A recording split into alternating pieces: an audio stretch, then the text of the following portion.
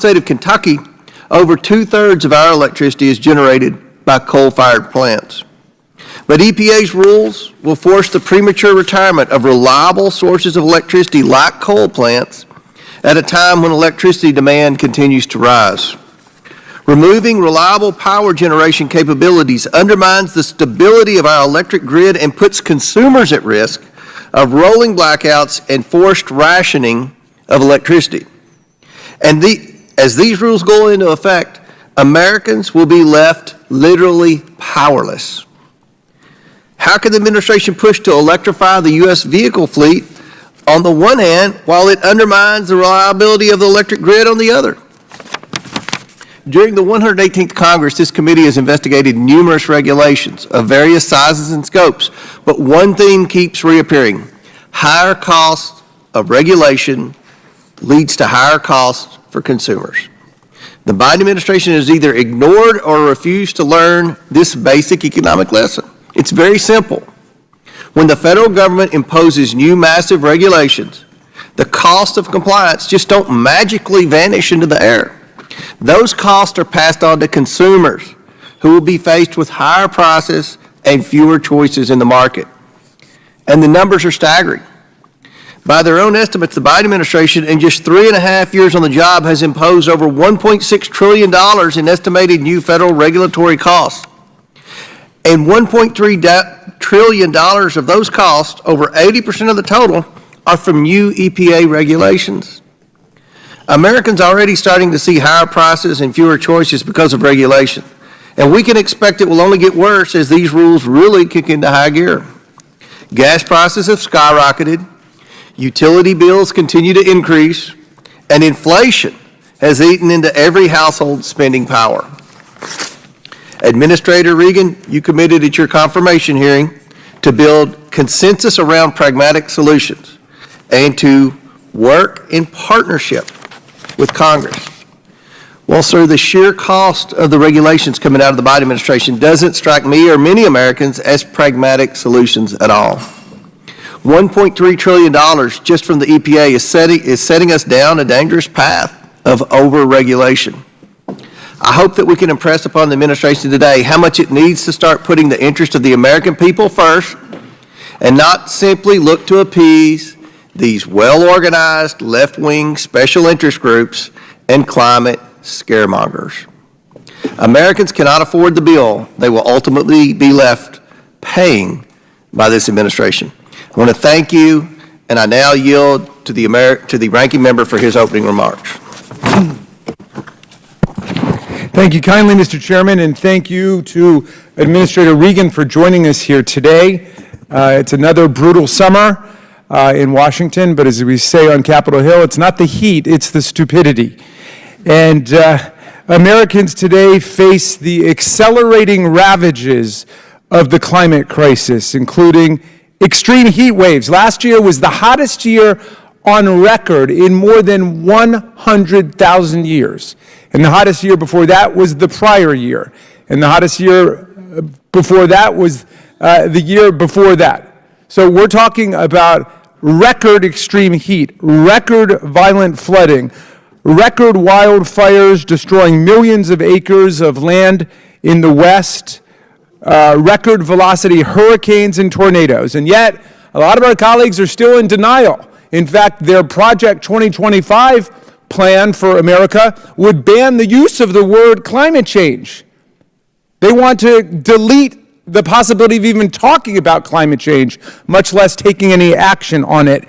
Millions of Americans are suffering the health effects of legacy pollution, dangerous air quality, and other kinds of toxic contamination. The work of the EPA has never been more urgent. Under the presidential administration of Joe Biden and Kamala Harris, the EPA has taken decisive action to put the health of the people before the profits of polluters and to confront climate change and toxic contamination of our communities. This includes new rules limiting pollution from coal and natural gas power plants. It includes a new rule limiting pollution from chemical plants that will reduce cancer risks for vulnerable communities, new rules for cars and trucks that will cut pollutants and reduce premature deaths, heart attacks, asthma, and fuel costs for Americans and sweeping efforts to protect our population from lead and carcinogens in the drinking water. Our colleagues who support a twice-impeached convicted felon for president would have us believe that EPA's agenda is a radical one. The agenda we should be concerned about is Donald Trump's radical, anti-science, corporate polluter agenda, which he would give away to big gas and big coal and big oil for $1 billion in campaign contributions. The week before last, the Supreme Court gutted the Chevron doctrine, which will invite the justices now to impose their policy preferences over the agencies that are working to implement congressional will. And with last week's Corner Post decision, the court's extremists rejected decades of precedent to open federal agencies up to what Supreme Court Justice Jackson described as a tsunami of lawsuits that threaten to devastate the functioning of the federal government. These cases were backed by dark money, corporate power interests, including the Koch network and the Chamber of Commerce, both who come to lobby against environmental rules that are being adopted by the EPA. These are just the latest GOP attacks on the environmental protections that Americans want and need. According to a recent Gallup poll, a sweeping majority of Americans believe climate change is real and that we need to act on pollution of our air and our water and destabilization of the climate. Yet just 2 months ago, Trump met with big oil executives and lobbyists to sell out U.S. energy policy. At a steak dinner, Trump told big oil and big gas CEOs that in exchange for $1 billion contribution to his campaign, he would roll back environmental rules that protect us from unchecked pollution by the fossil fuel industry. We sent a letter to these CEOs in order to get more information about what happened at that dinner, and I'm still hoping and waiting for our colleagues to join us in getting to the bottom of that. The extremist Republican anti-environment agenda is laid out clearly in the infamous Project 2025 playbook, which would pick up where the Trump administration left off by gutting clean energy programs, repealing environmental rules, and eviscerating the EPA's budget and staff in their ability to act against pollution. To anybody who doubts the role that environmental rules and the EPA has played, I suggest looking at the Cuyahoga River near Cleveland, Ohio. In 1969, this river was one of the most polluted waterways in the country, and it actually caught on fire. A river caught on fire. That catastrophe and its health consequences led to the creation of the EPA and enactment of the Clean Water Act that our colleagues now want to undermine and destroy. Here is what the Cuyahoga River looked like before the EPA existed, and this is the America that some politicians want us to go back to, a time when the rivers were so polluted that prolonged exposure to the water would result in an emergency room visit.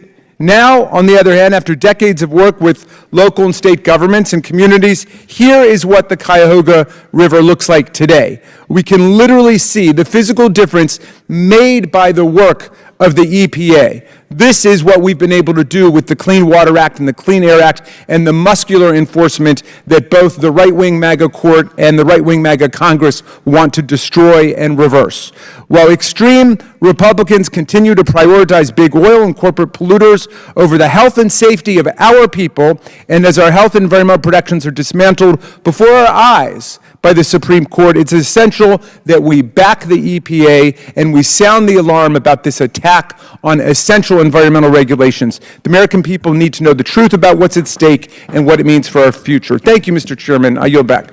The ranking member yields back. Today we are joined by the Honorable Michael S. Regan, who was sworn into office on March 11, 2021 as the Administrator of the U.S. Environmental Protection Agency. Prior to his nomination as EPA Administrator, Mr. Regan served as the Secretary of the North Carolina Department of Environmental Quality. Pursuant to Committee Rule 9G, the witness will please stand and raise his right hand. Do you solemnly swear or affirm that the testimony that you are about to give is the truth, the whole truth, and nothing but the truth, so help you God? I do. Let the record show that the witness answered in the affirmative, and I thank you, and you may take a seat. We certainly appreciate you being here today and look forward to your testimony. Let me remind the witness that we have read your written statement and it will appear in full in the hearing record.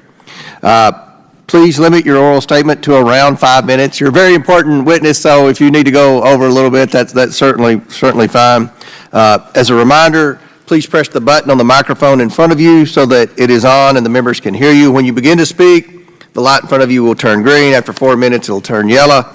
And when the red light comes on, you ask that you please wrap it up. But again, we know that you have a lot of important stuff to talk about today, and we certainly appreciate you being here. I now recognize Mr. Regan for his opening statement.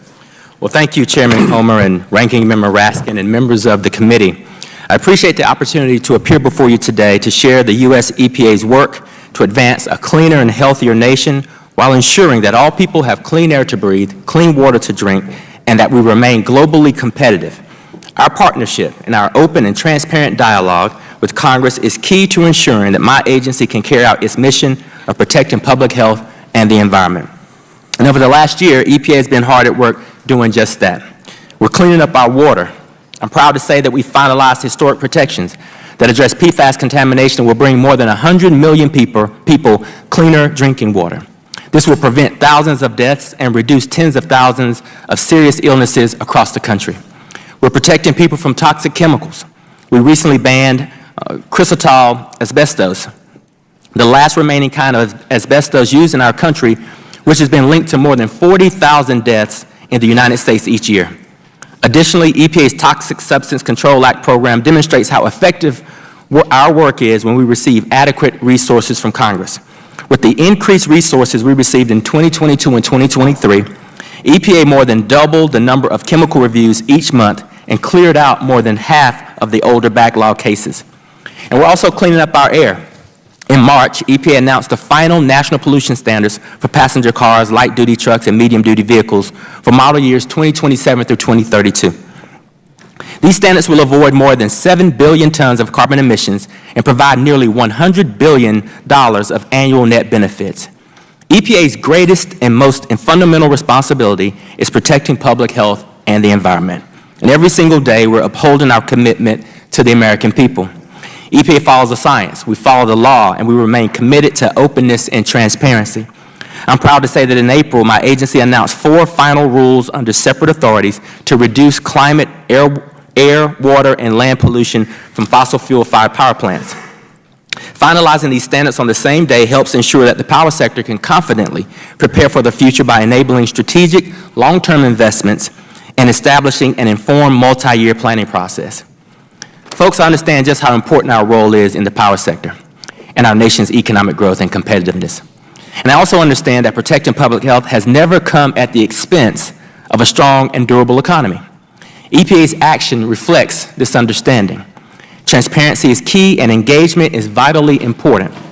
I want to be clear, through all of our rulemakings, we engage with and receive input from the regulators, the institutions, the stakeholders, all of the individuals who will help shape the future of our country.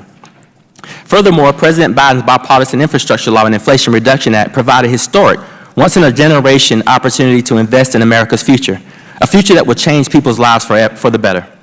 The historic funding Congress has provided my agency is creating millions of jobs, modernizing our nation's infrastructure, combating climate change, and putting us on a path to win the 21st century and beyond. And EPA is doing the job Congress has asked us to do by putting these funds to work to fulfill our critical mission. As an agency, EPA is dedicated to open communication, fairness, and transparent engagement with Congress and with the American people. EPA recognizes and respects the importance of Congress's interest in obtaining information necessary to perform its legitimate oversight. With respect to the Oversight Committee, we have responded in good faith to committee requests by providing approximately 23,000 pages of documents, a response to every letter from the committee, 8 briefings, testimony at a subcommittee hearing, and numerous staff-level calls. And we're fully committed to continuing to cooperate with you, as well as the Office of Inspector General and the U.S. Government Accountability Office. I'm confident and proud of the hard work at EPA, and I'm proud of the work that we've undertaken to protect public health and the environment, while responsibly stewarding taxpayer resources. Under President Biden's leadership, Americans in every state and every town will lead healthier lives, breathing cleaner air, drinking cleaner water, and seeing a brighter economic future. Thank you for the opportunity to be here today to submit the testimony for the record, and I look forward to our continued partnership in answering all questions. Thank you very much. We'll now begin our 5 minutes of questions. Chair recognizes Mr. Palmer from Alabama for 5 minutes. Thank the chairman. Mr. Reagan, you and my Democratic colleague mentioned the great work of the EPA. I just want to point out that the photograph that he showed and the subsequent cleanup of the Cuyahoga River is indicative of all of our commitment to cleaning up our environment. And we've made remarkable progress. Since 1980, our economy's grown by 791%. Vehicle miles traveled has gone up 113%. Population's increased by 47%, and that's probably not counting the illegals that have crossed our border. Energy consumption's up 29%. But the 6 criteria gases that the EPA tracks have all gone down 60%. And that's your data. One of the things that concerns me is about how you've gone about things and basically taking the lawmaking authority away from Congress. I'm very encouraged by the Chevron, overturning of the Chevron deference that the Supreme Court did last week because it restores the responsibility for lawmaking and the accountability for lawmaking to Congress where it belongs. But there's another thing that the EPA has been engaged in that concerns me, and that's basically sue and settle. In March of this year, the Inspector General issued a report that found the EPA does not properly store its procurement data, paving the way for fraudulent, collusive behavior with vendors receiving contracts and subcontracts. This prevents the Inspector General from adequately conducting oversight. Are you doing anything to correct this?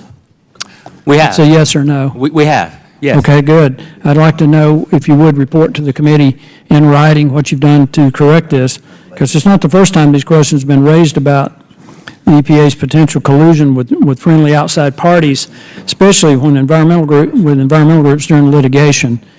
It's, as I said, sometimes referred to as sue and settle litigation. So when was the last time the government audited EPA litigation? Have you had an audit? I'm not quite sure of which specific audit you're referring to, but Your litigation. we welcome all audits. Well, I would like to know and report to the committee whether or not you've had an audit of EPA involvement in litigation.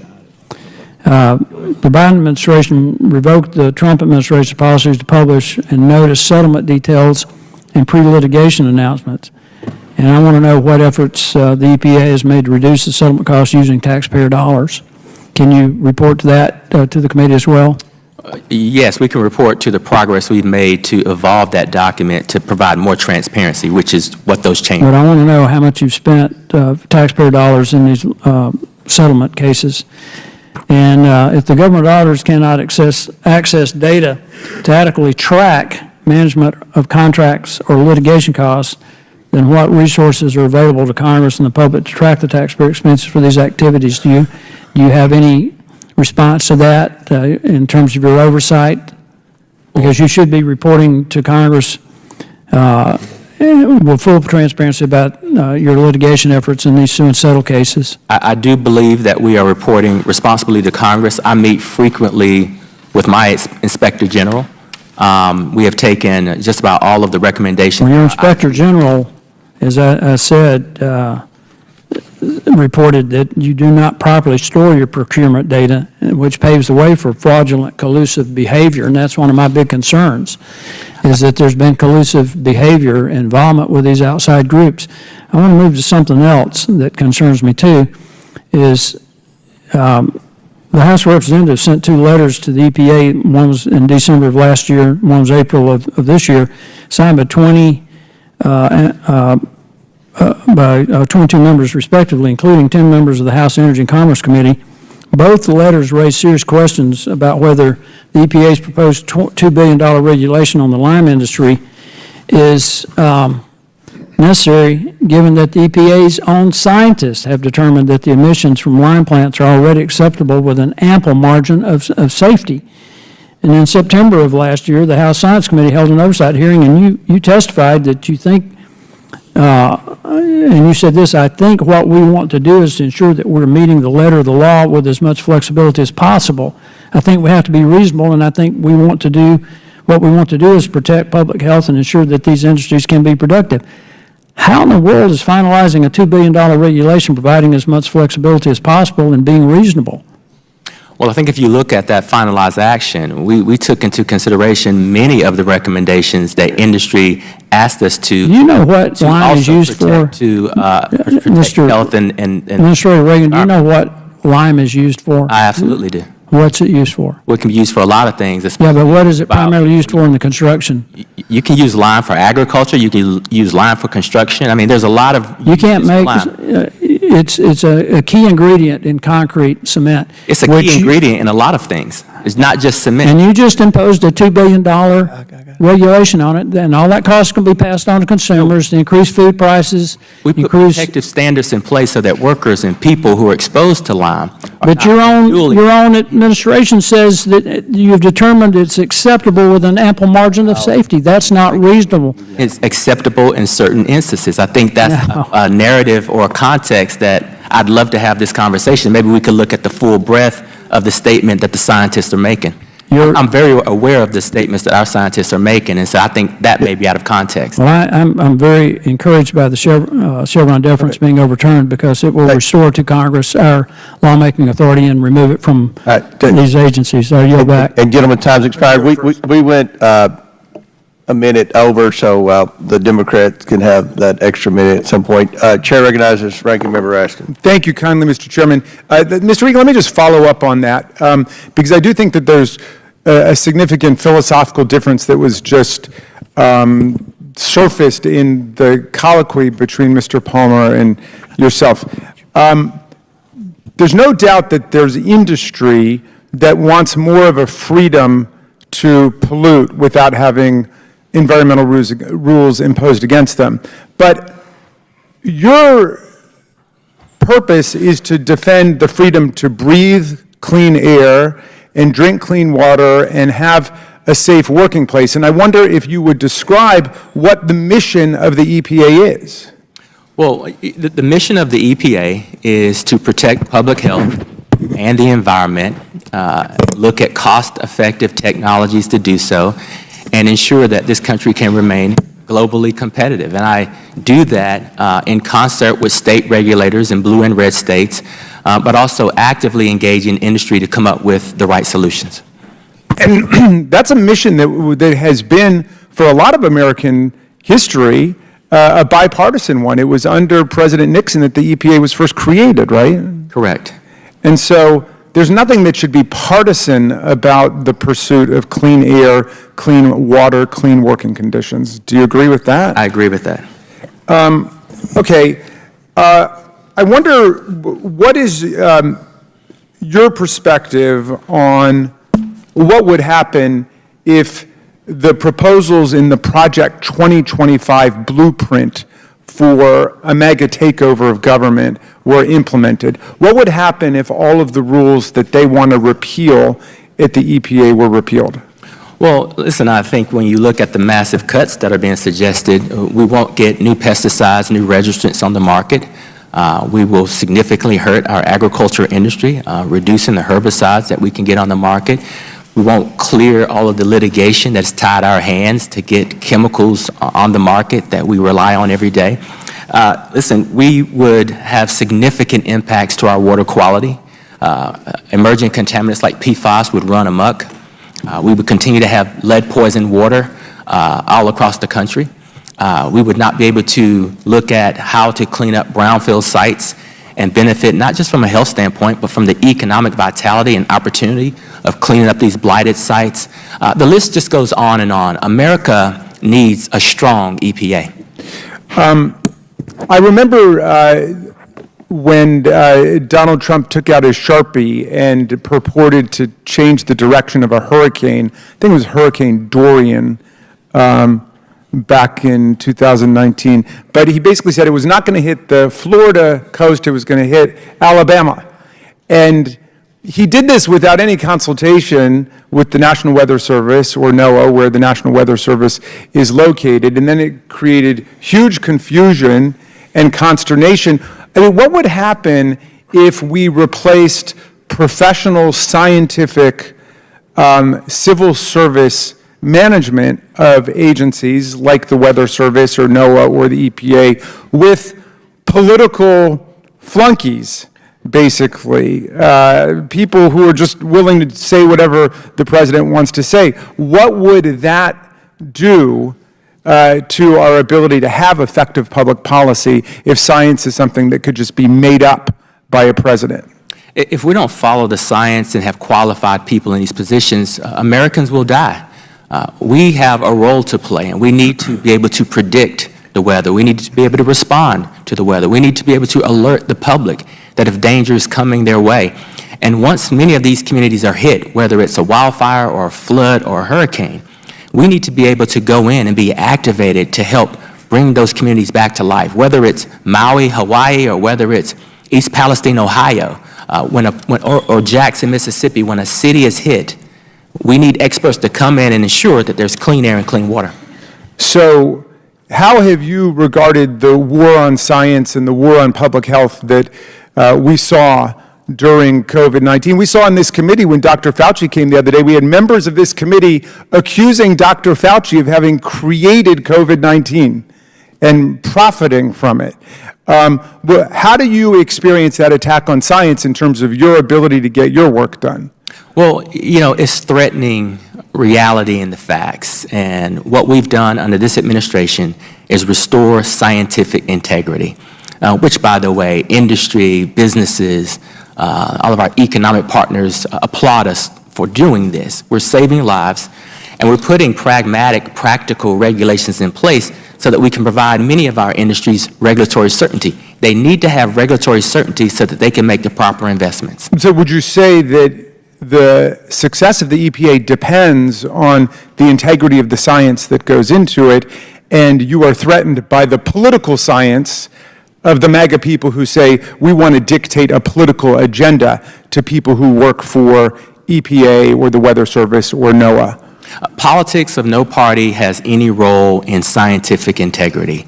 And if we don't remain in a place where we're transparent and bolstering our scientific integrity, we will lose the trust of the public. Scientific integrity is at the core of EPA's mission to protect all people. Thank you very much for your hard work, and Mr. Chairman, I yield back to you. All right. Chair now recognizes Mr. Higgins from Louisiana for 5 minutes. Thank you, Mr. Chairman. Administrator Reagan, you said you don't want to lose the trust of the American people. Too late. It's already happened. Economic prosperity is the cornerstone of societal advancement worldwide. And the cornerstone of economic prosperity is affordable, abundant, transportable energy product. Ladies and gentlemen, and you young Americans across the country, please join me in loving your planet and living your life in a manner that you intend to protect your planet for future generations by recognizing that economic prosperity worldwide is a #1 driver of clean air and clean water and reduced pollution worldwide. So the energy product that the world consumes, including the fuel that you use to get here, the petrochemical products produced by the fossil fuel industry that Mr. Reagan is wearing upon his back, that clothes that you're wearing, the carpet upon which you're standing, the finish on the chair where you're sitting, the petrochemical products that make up 100% of the phone or the computer that you're typing on is consumed worldwide.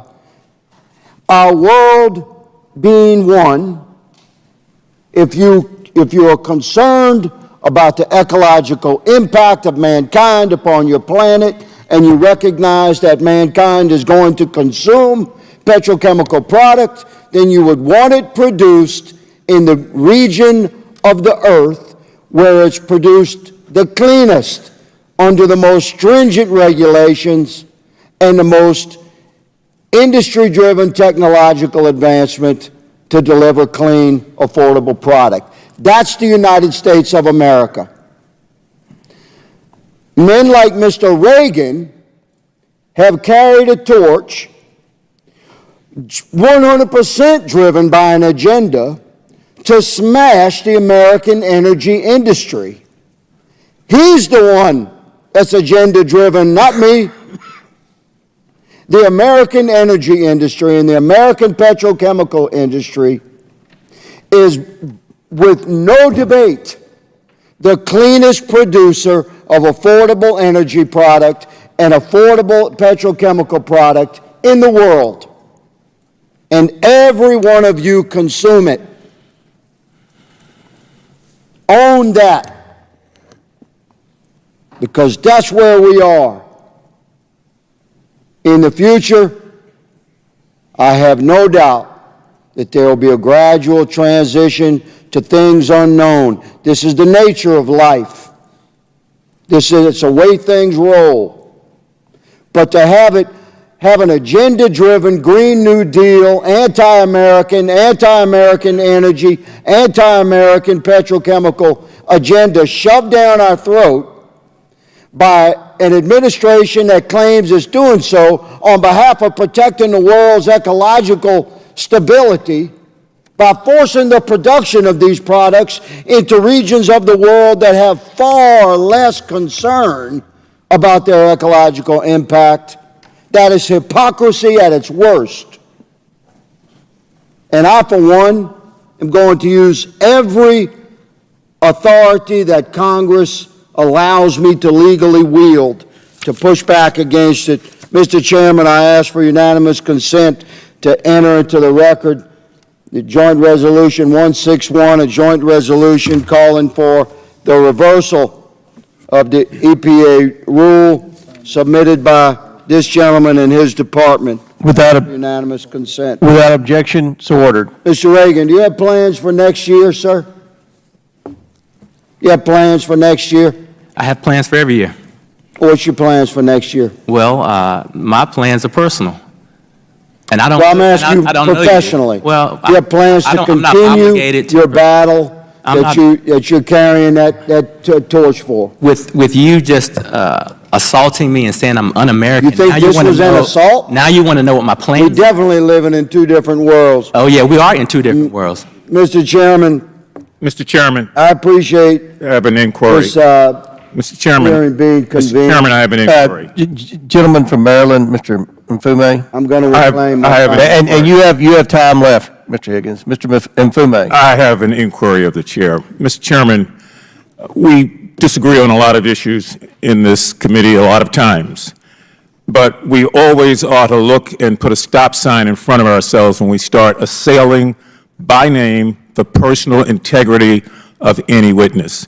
I mentioned this a few weeks ago with Mr. Fauci. It continues to happen. I want to make sure I'm on the record so that members of the committee on both sides of the aisle will at least respect the personal integrity of a witness before this committee.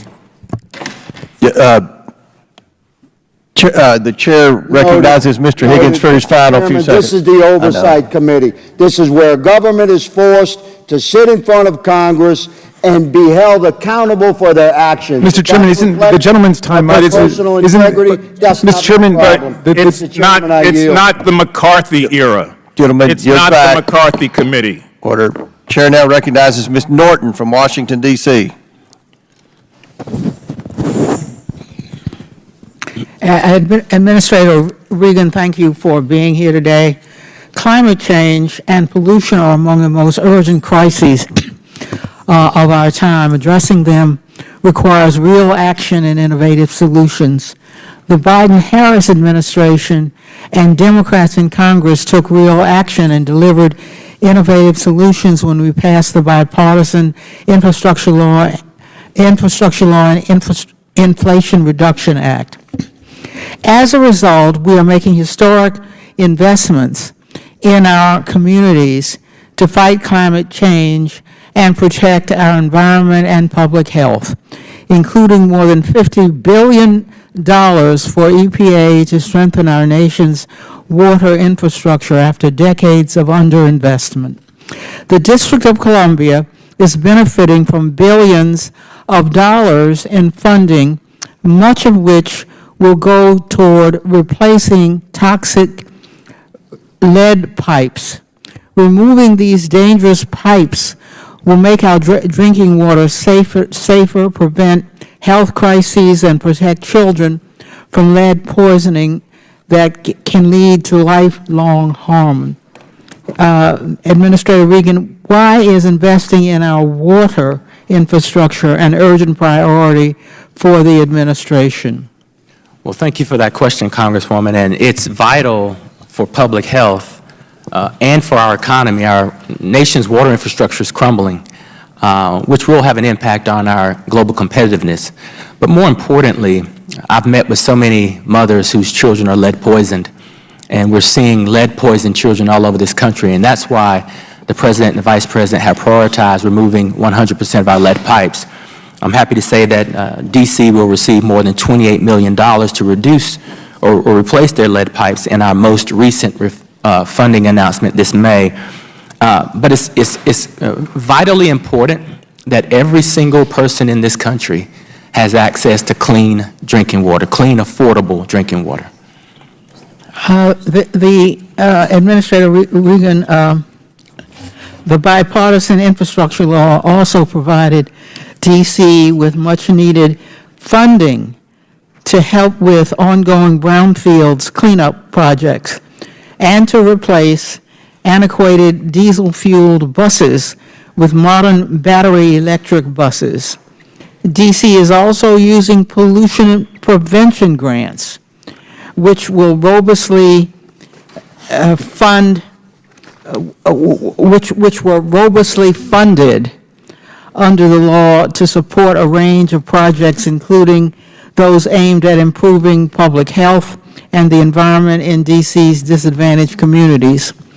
The Inflation Reduction Act, meanwhile, has provided D.C. with millions in grant funding focused on pollution reduction and creating a carbon neutrality plan for D.C. We are seeing important projects like these not only in the District of Columbia, but throughout the country. Administrator Regan, what are some other success stories of the administration's historic investments in protecting our environment? Well, we have quite a few, and I would say when we think about Washington, D.C., and we look at the success of our brownfields program, we are revitalizing blighted communities and turning these communities into economic centers, but also reducing the pollution to many communities, which increases the tax base, increases the healthiness of communities. You mentioned electric school buses. We've issued electric school buses in Washington, D.C. We've also issued about $62.5 million to expand the benefits of solar energy to lower income communities in the district as well. We are looking at a combination of infusing new technologies that will make the city more competitive while cleaning up pollution and making its citizens healthier. I call that a huge success, and we're seeing that all over the country. Well, I do too. Looking at all these important environmental projects, who would be left behind? Who would be left behind if we choose nothing? What would the consequences be of inaction? Well, you know, who would be left behind are the least amongst us, our low-income communities. Disproportionately hit would be our black and brown and tribal communities. Most of these communities are not the communities that have generated the pollution or used the energy, but are on the receiving end of the brunt of the storms or the pollution. And so it's imperative that we take a look at ensuring that every single person in this country has clean air to breathe, clean water to drink, and that we engage with our communities to invest in solutions that they've had for decades. We cannot afford, as a country, to leave anyone behind. Chair now recognizes Mr. Gosar from Arizona. Thank you very much, Administrator Regan. There's been a big push in this Congress to expand the RECA, or the Radiation Exposure Compensation Act, in areas that are far away, very far away from the original testing sites, which were in Nevada. In fact, there was 1,054 detonations in Nevada, which composes almost 95% of all those exposures. And yet, when we had RECA, there was an administrative error in which southeastern Nevada, northwestern Arizona were excluded from this aspect. Now, we started investigating this. I've been doing this bill for forever, since 2010, because before it was even cool to talk about. One area that seems we can argue about should expand RECA is to St. Louis, Missouri. Very important here. However, I take an acute interest in the existing Superfunds on the EPA's national priorities list that cover radiation in this area. Let's look at these. One Superfund site, the St. Louis Airport, Hazelwood Interim Storage, and Futura Coatings Company site, was listed in October of 1989 and consists of 3 areas used for the storing of radioactive waste from uranium processing in St. Louis. Another, the Westlake landfill site, was listed in August of 1990 and covers a site where 43 tons of uranium ore processing residues in soil were disposed of in 1973. Here's my questions. These Superfunds are supposed to contain and deal with the effects of this radiation, right? Do you believe your agency is effectively addressing the issue of radiation exposure in the St. Louis area? I do. I do believe that it's, as you've mentioned, it's a tough topic and hard to get your arms wrapped around. I think that we are, and I think that the combinations of cleanups and closures that we're offering do provide adequate protection for surrounding communities. Okay, so then why is there a reason to expand RECA to this area? It doesn't make any sense to me, because RECA was developed for the exposure of above ground bombing that the federal government took acknowledgement from. So why do we have to expand RECA? I know these people need some help, but why wouldn't Superfunds follow all that up? Well, this is a specific issue that maybe we should discuss, because I know that when these sites or expansions occur, that typically means more federal dollars come in to help with the cleanup if there is a different use for this. So I agree with you, but my point is we spend a ton of money on these super sites. Why aren't they addressing these exposures to radiation from this point forward instead of RECA? I mean, I've got people who have waited now. Their exposure has now been almost 70 years, and they've been excluded because of an administrative error from what Congress intended to the bill writing. It had nothing to do with us being the error. And I've been pushed off. We tried to do this in the NDAA. We tried to do this all the way around. I've been told by bureaucrats, you know what, tough luck. You have to have more money. We have to get it included. And now all of a sudden I find that these poor people, these Native Americans in northwestern Arizona, the southeastern Nevada folks, don't have any compensation possibilities. I got some problems with that.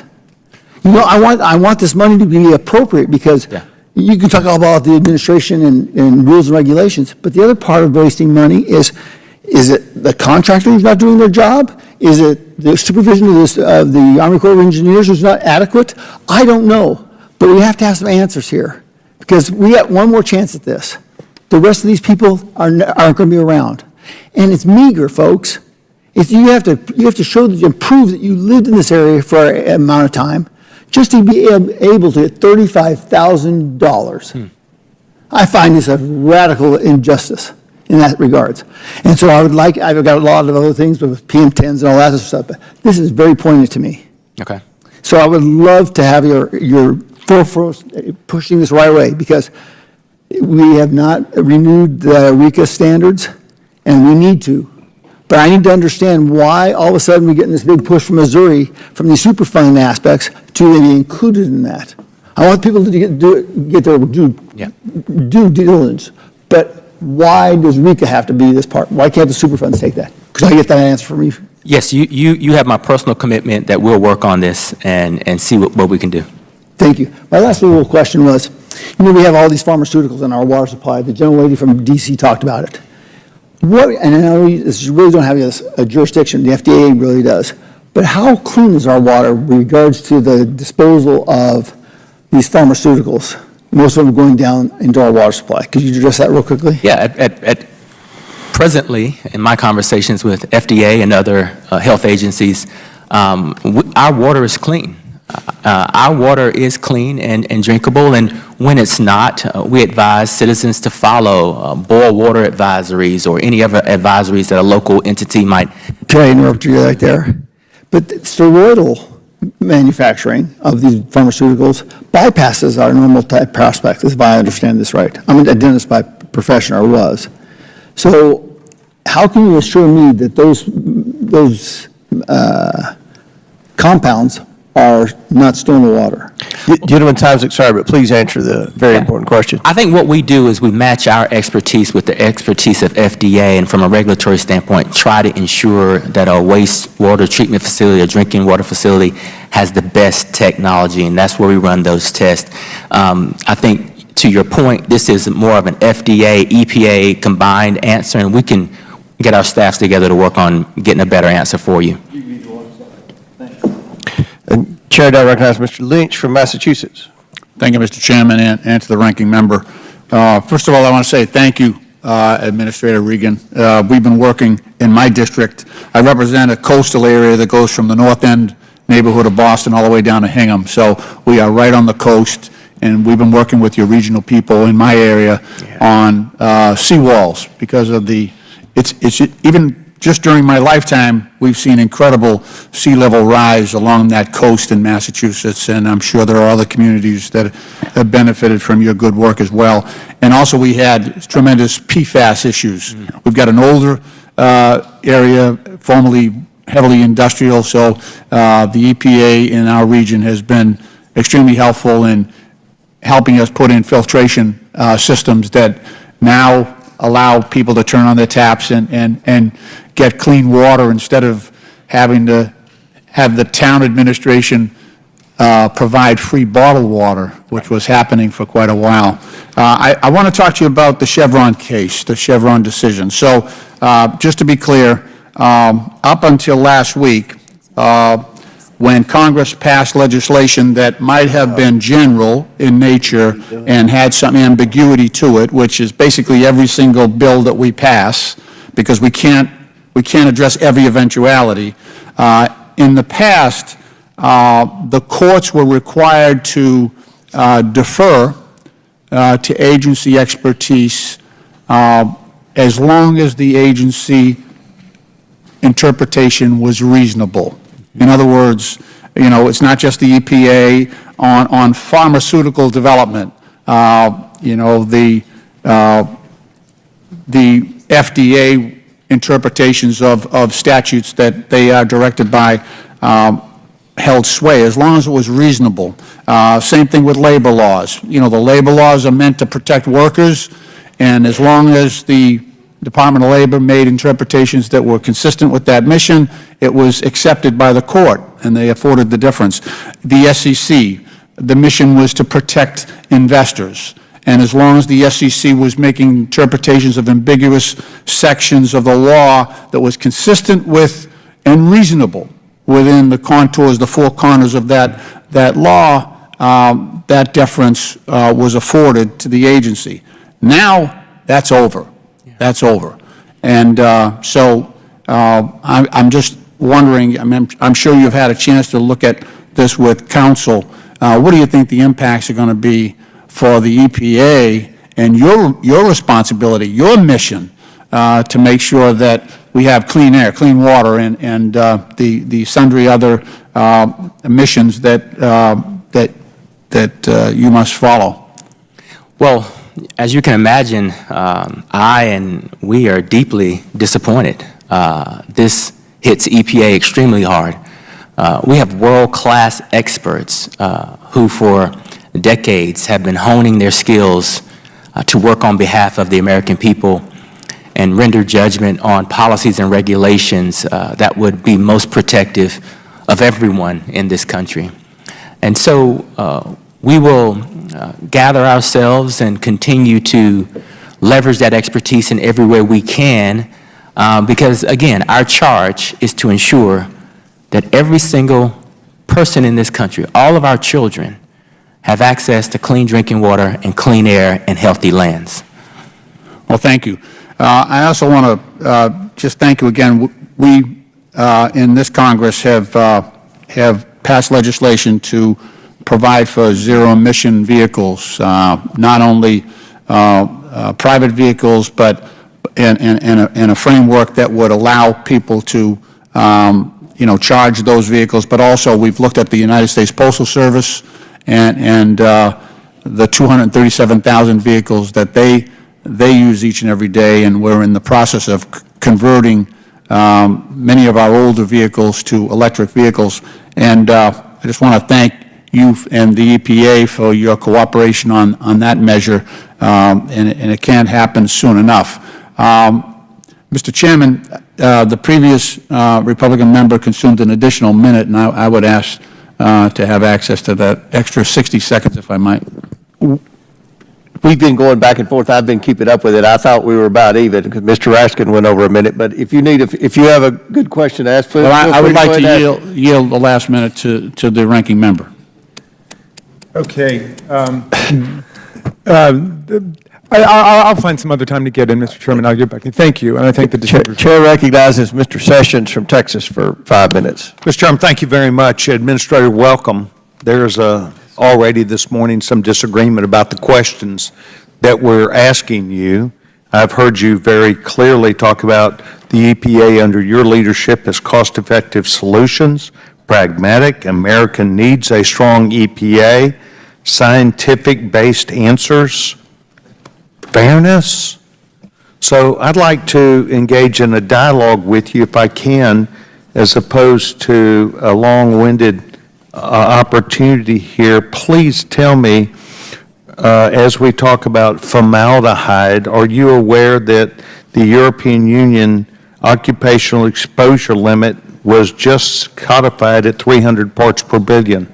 Yes. You were, thank you. Are you aware that the air outside this building and the air in this room is naturally occurring with formaldehyde? I can't speak to the... Well, you're the head of the EPA. If you don't know that formaldehyde is everywhere as we breathe it, not only in this building but outside, so I'll tell you that answer is yes. Let it be noted the head of the EPA did not understand that formaldehyde is a naturally occurring substance.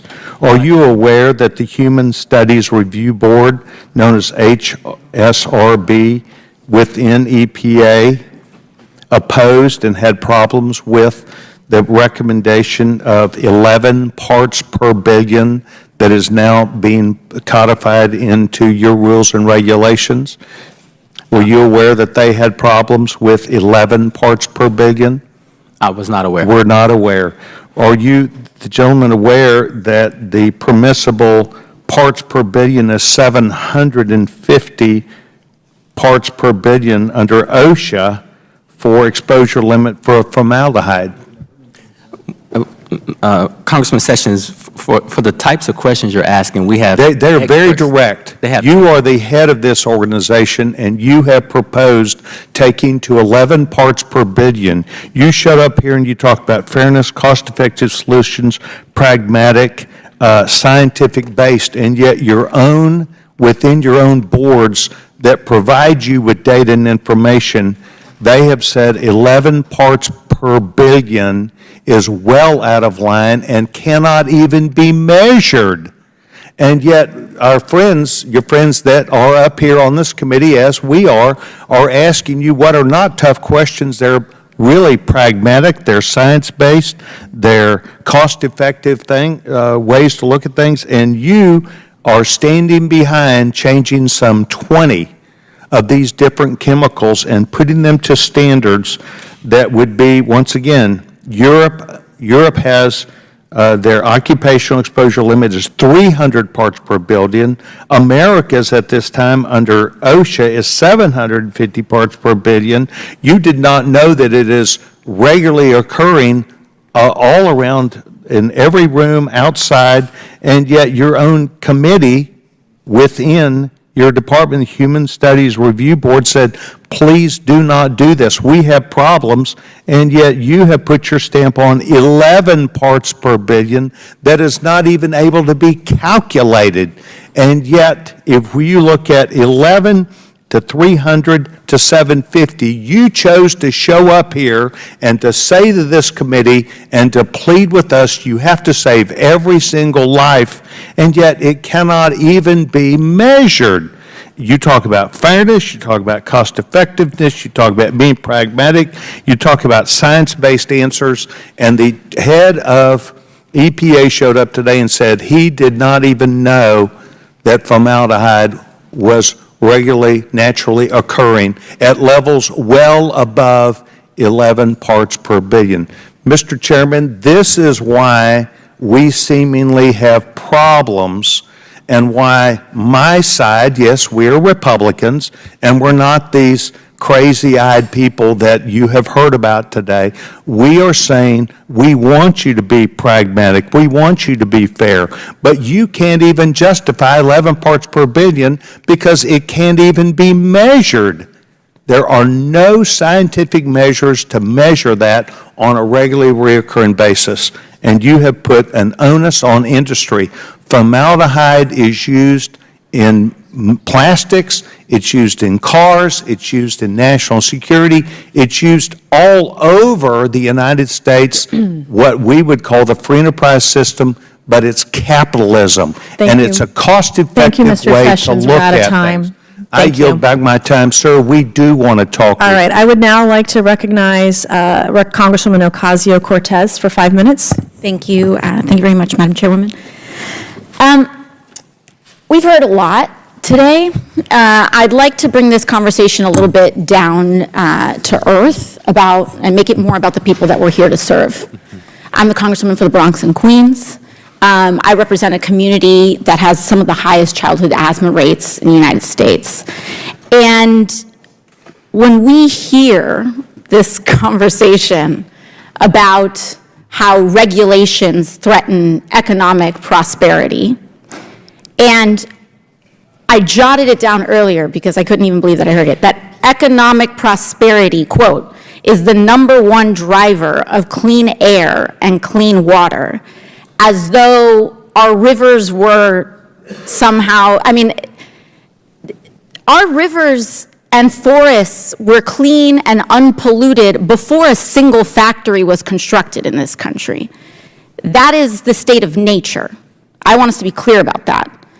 Now, when we hear people use this term economic prosperity, I want folks to know at home what that is a shadow screen for is a term otherwise known as profit. Wall Street profit, very often.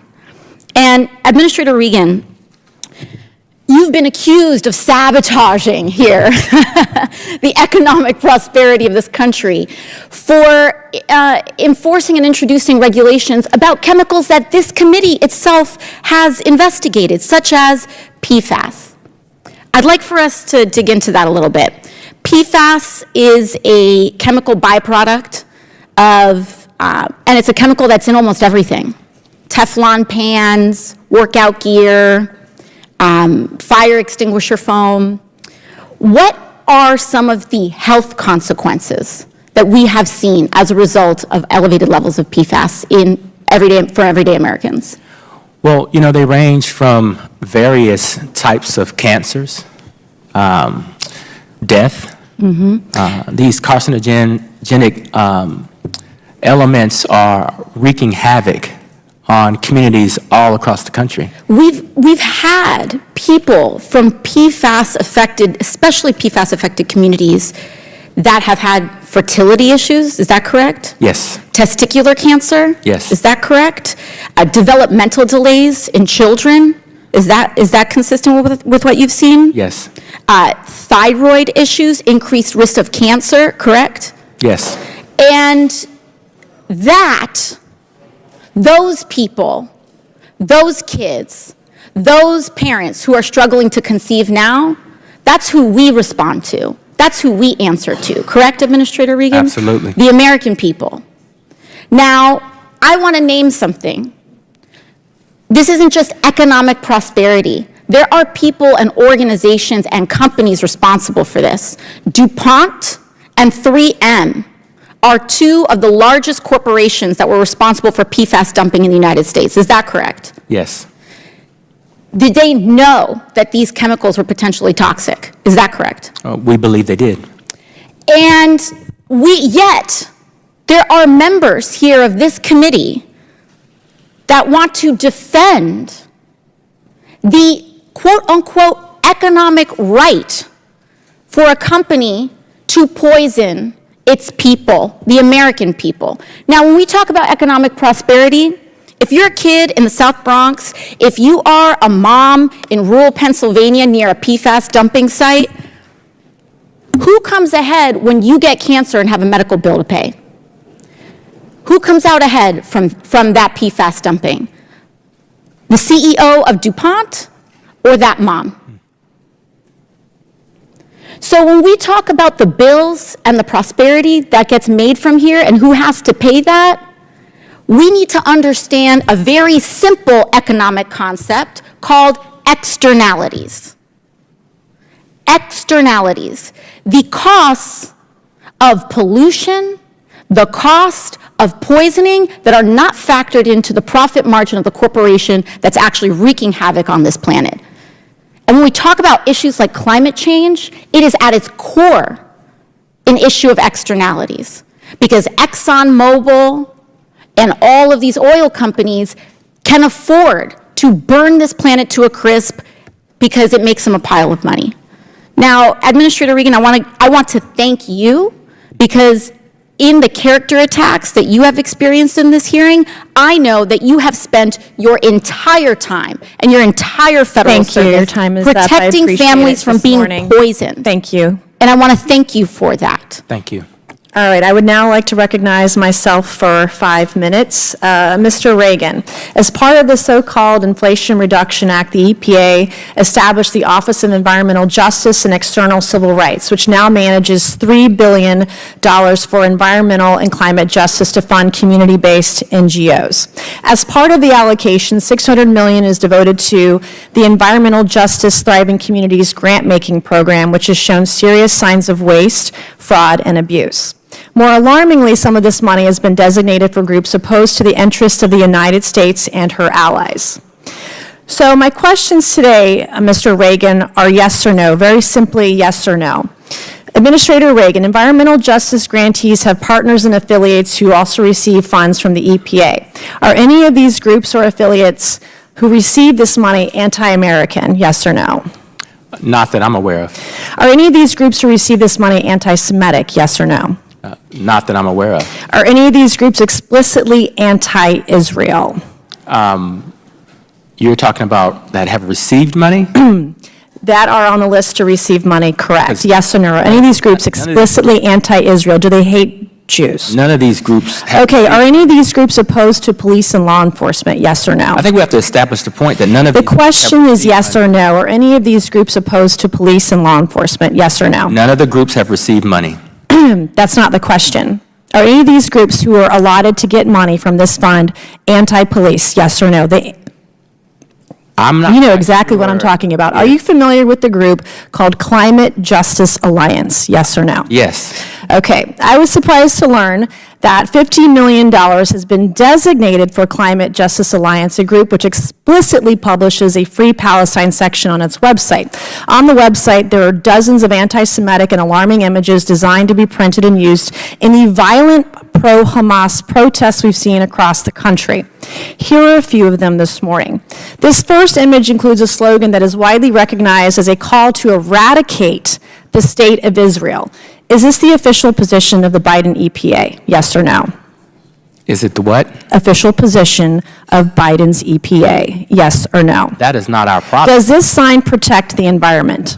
Yes or no? That is not our problem. This group, where this image came from, is designated to receive $50 million. Has that group received So money? this sign says Freedom for Palestine. What does it say at the bottom? From the river to the sea, Palestine will be free. Should taxpayers pay for this kind of thing, Well, I yes think or you're no? misrepresenting the fact. We're not misrepresenting. My second image that I'm going to show you today. You're misrepresenting This image the facts. calls, I'm speaking and I'm going to reclaim my time. Yeah, you're misrepresenting. This image calls to defund the police and accuses the United States of violence. Is this the official position of Biden's EPA, yes or no? No, that's a product. Okay, of a does third this party. sign protect the environment, yes or no? I don't know what that says. The group that produces this sign is allotted to get $50 million from U.S. taxpayers. The next what is your image, definition the of next allotted? image I'm going to show you, I would like you to read this poster from your seat. Can you tell me what this says? I think you can read for yourself. I'm asking you to read the poster. What does it You say? can read it for yourself. I abhor. What does it bigotry. say? This I image abhor says, bigotry, and I will not abolish repeat. prisons everywhere. This image says, free Palestine. This image says, stop Cop City. This group that produced this poster is allotted to receive $50 million from U.S. That taxpayers. group has This not is received disgusting. one dime from This EPA. image, this next image, adds an anti-Semitic message, and it calls for defunding the police. This is particularly special. Is this the position, the official position of Biden's EPA? Yes or no? That fund, they have not received one dime. Does this sign protect the environment? They are slated to receive $50 million They have from not received taxpayers. one dime from EPA. So you're saying on this next image, this is probably the left's favorite. The quote on this image is from a convicted murderer of a police officer that is still at large and wanted by the FBI. Does the Biden EPA support this position? Yes or no? These hypotheticals. So today, have nothing to do with our EPA. witness can't even answer the questions. $50 million was going to go to this organization vis-a-vis U.S. taxpayers. So you're going to tell me today, are you promising that this group will not receive a single dime? Yes or no? None of these groups that you have paraded up here have received one dime. Will you promise to ensure that they won't receive a single taxpayer dollar? This particular group is slated to get $50 million. Listen. Will you promise me today that they will get zero? First of all, yes or no? half the things you've put up there are offensive, right? They are offensive, and like I said, it is a second of all- fact, this group is going to get, And- is slated to get $50 million from U.S. taxpayers. None So of these our groups- witness Ma- today, Madam let's Chair- show, can't even answer the question. Madam Chair, will you just allow him to answer you? I think it'd be fair to allow him to answer you. None He of hasn't these answered groups a have single gotten question. one dime from EPA, for the Will record. you promise today that they will receive $0? None of these groups have gotten one dime from EPA. I'm sitting in the chair, you're not. So thank you, and I yield back. All right, I will now yield to Ms. Brown from Ohio.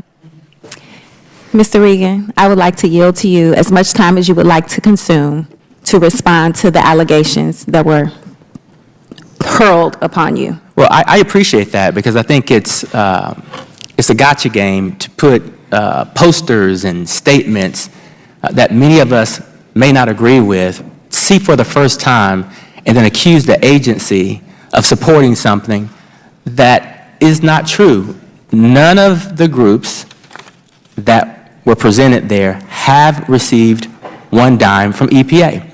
People have applied for resources. We're going through a very thorough evaluation, and we have a process to determine who should and should not receive federal funding. Those are the facts. Thank you very much. Welcome to Oversight. And it's great to see you again. Good to see you too.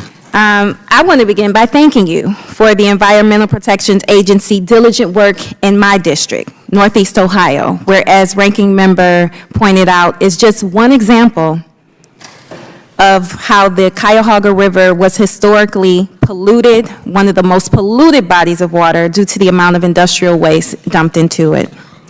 As you know, Cuyahoga could not sustain any life at one point. Caught fire more than a dozen times. But thanks to the hard work of the EPA and the Cleveland community, this is no longer reality. I am proud to have cast one of my very first votes in Congress in support of President Biden's and Vice President Harris's and Democrats-led bipartisan infrastructure law to continue to clean up our precious water resources, which are critical to Cleveland, Northeast Ohio, and the country. EPA's commitment to restoring the Cuyahoga River area economically and environmentally shows how this administration is prioritizing environmental justice. So, Administrator Regan, can you explain what more needs to be done to clean up and support the Cuyahoga River and surrounding areas, both environmentally and for the people who live there? Well, thank you for the question, and also thank you for hosting me and Secretary Fudge in Cleveland a while back. Listen, I think since the Great Lakes Initiative started in 2010, significant progress has been made. But under your leadership and the leadership of your colleagues partnering with President Biden, we anticipate investing approximately $100 million of EPA bill funds to support and continue the great work that you all are leading. Construction resulting from this funding will start at the end of this year, and it will remove the largest impediment to water quality remaining in the Cuyahoga River. So that'll drive regional economic development, it'll restore important ecosystems, and it will turn this precious body of water back to the natural state that it should be. So thank you for your advocacy there. Thank you so much. On a related point, my district has long faced challenges in accessing healthy and safe drinking water. According to Cleveland Clinic, lead poisoning rates in the city of Cleveland are four times the national average.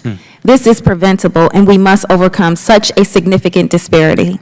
That is why the infrastructure laws investments have been critical in addressing this public health emergency.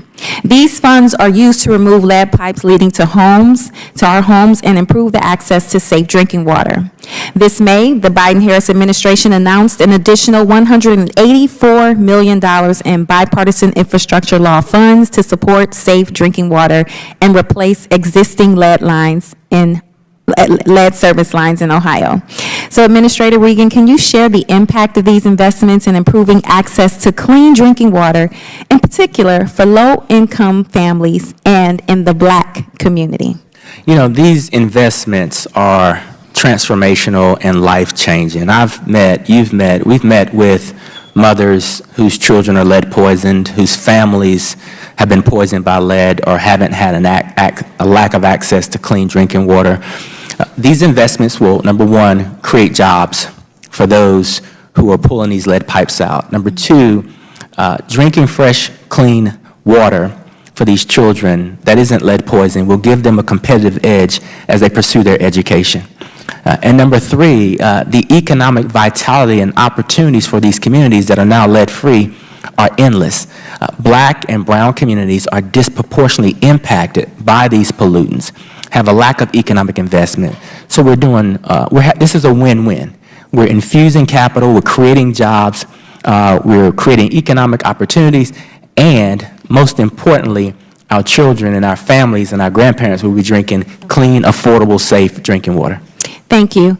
Under the Biden-Harris administration, the restored EPA is Time is up. 5 minutes is up. I requesting apologize. equal time. You went over your time, Madam Chair, just requesting equal time, please, and thank you. We're at 20 seconds over. I did not The go attempts that on the far other over. side of You the have 10 aisle to seconds. undercut, defund, and dismantle the EPA are deeply dangerous. Our environment and our health depend Order. on a I'm going fully to call on the funded, next functional, member. and I firm would like EPA. to call on Mr. Thank you, Perry Madam from Chair. Pennsylvania.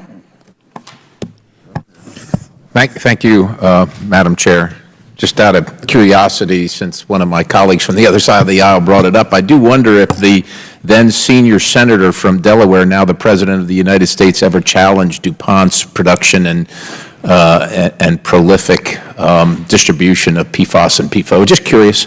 But I need to talk to you, Administrator, welcome, about Pennsylvania. My bosses, the people that I represent, complain to me nearly daily about their electricity prices.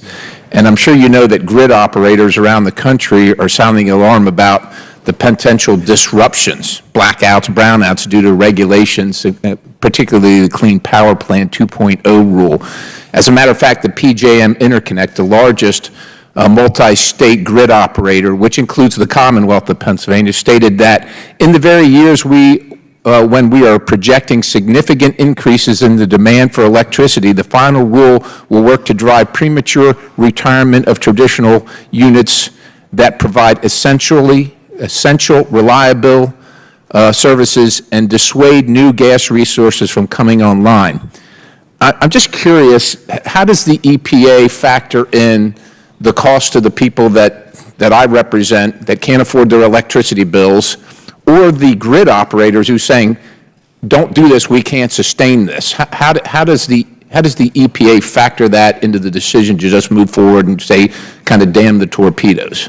Well, I think there's a process and maybe a difference in some of these statements. When the rule was proposed, we engaged in a lengthy round of conversations. I even, Congressman Bill Johnson, who was our subcommittee chair at the time, hosted a number of meetings with me and industry and the like and grid operators. And so we've had robust conversations. I think PJM has made a statement that acknowledges that numerous adjustments were made in between the proposal and final that really began to help address some of their concerns about reliability. So are there claims about the reliability and the inability to provide power and the fact that it will result in blackouts and brownouts? Is that not true? Are they?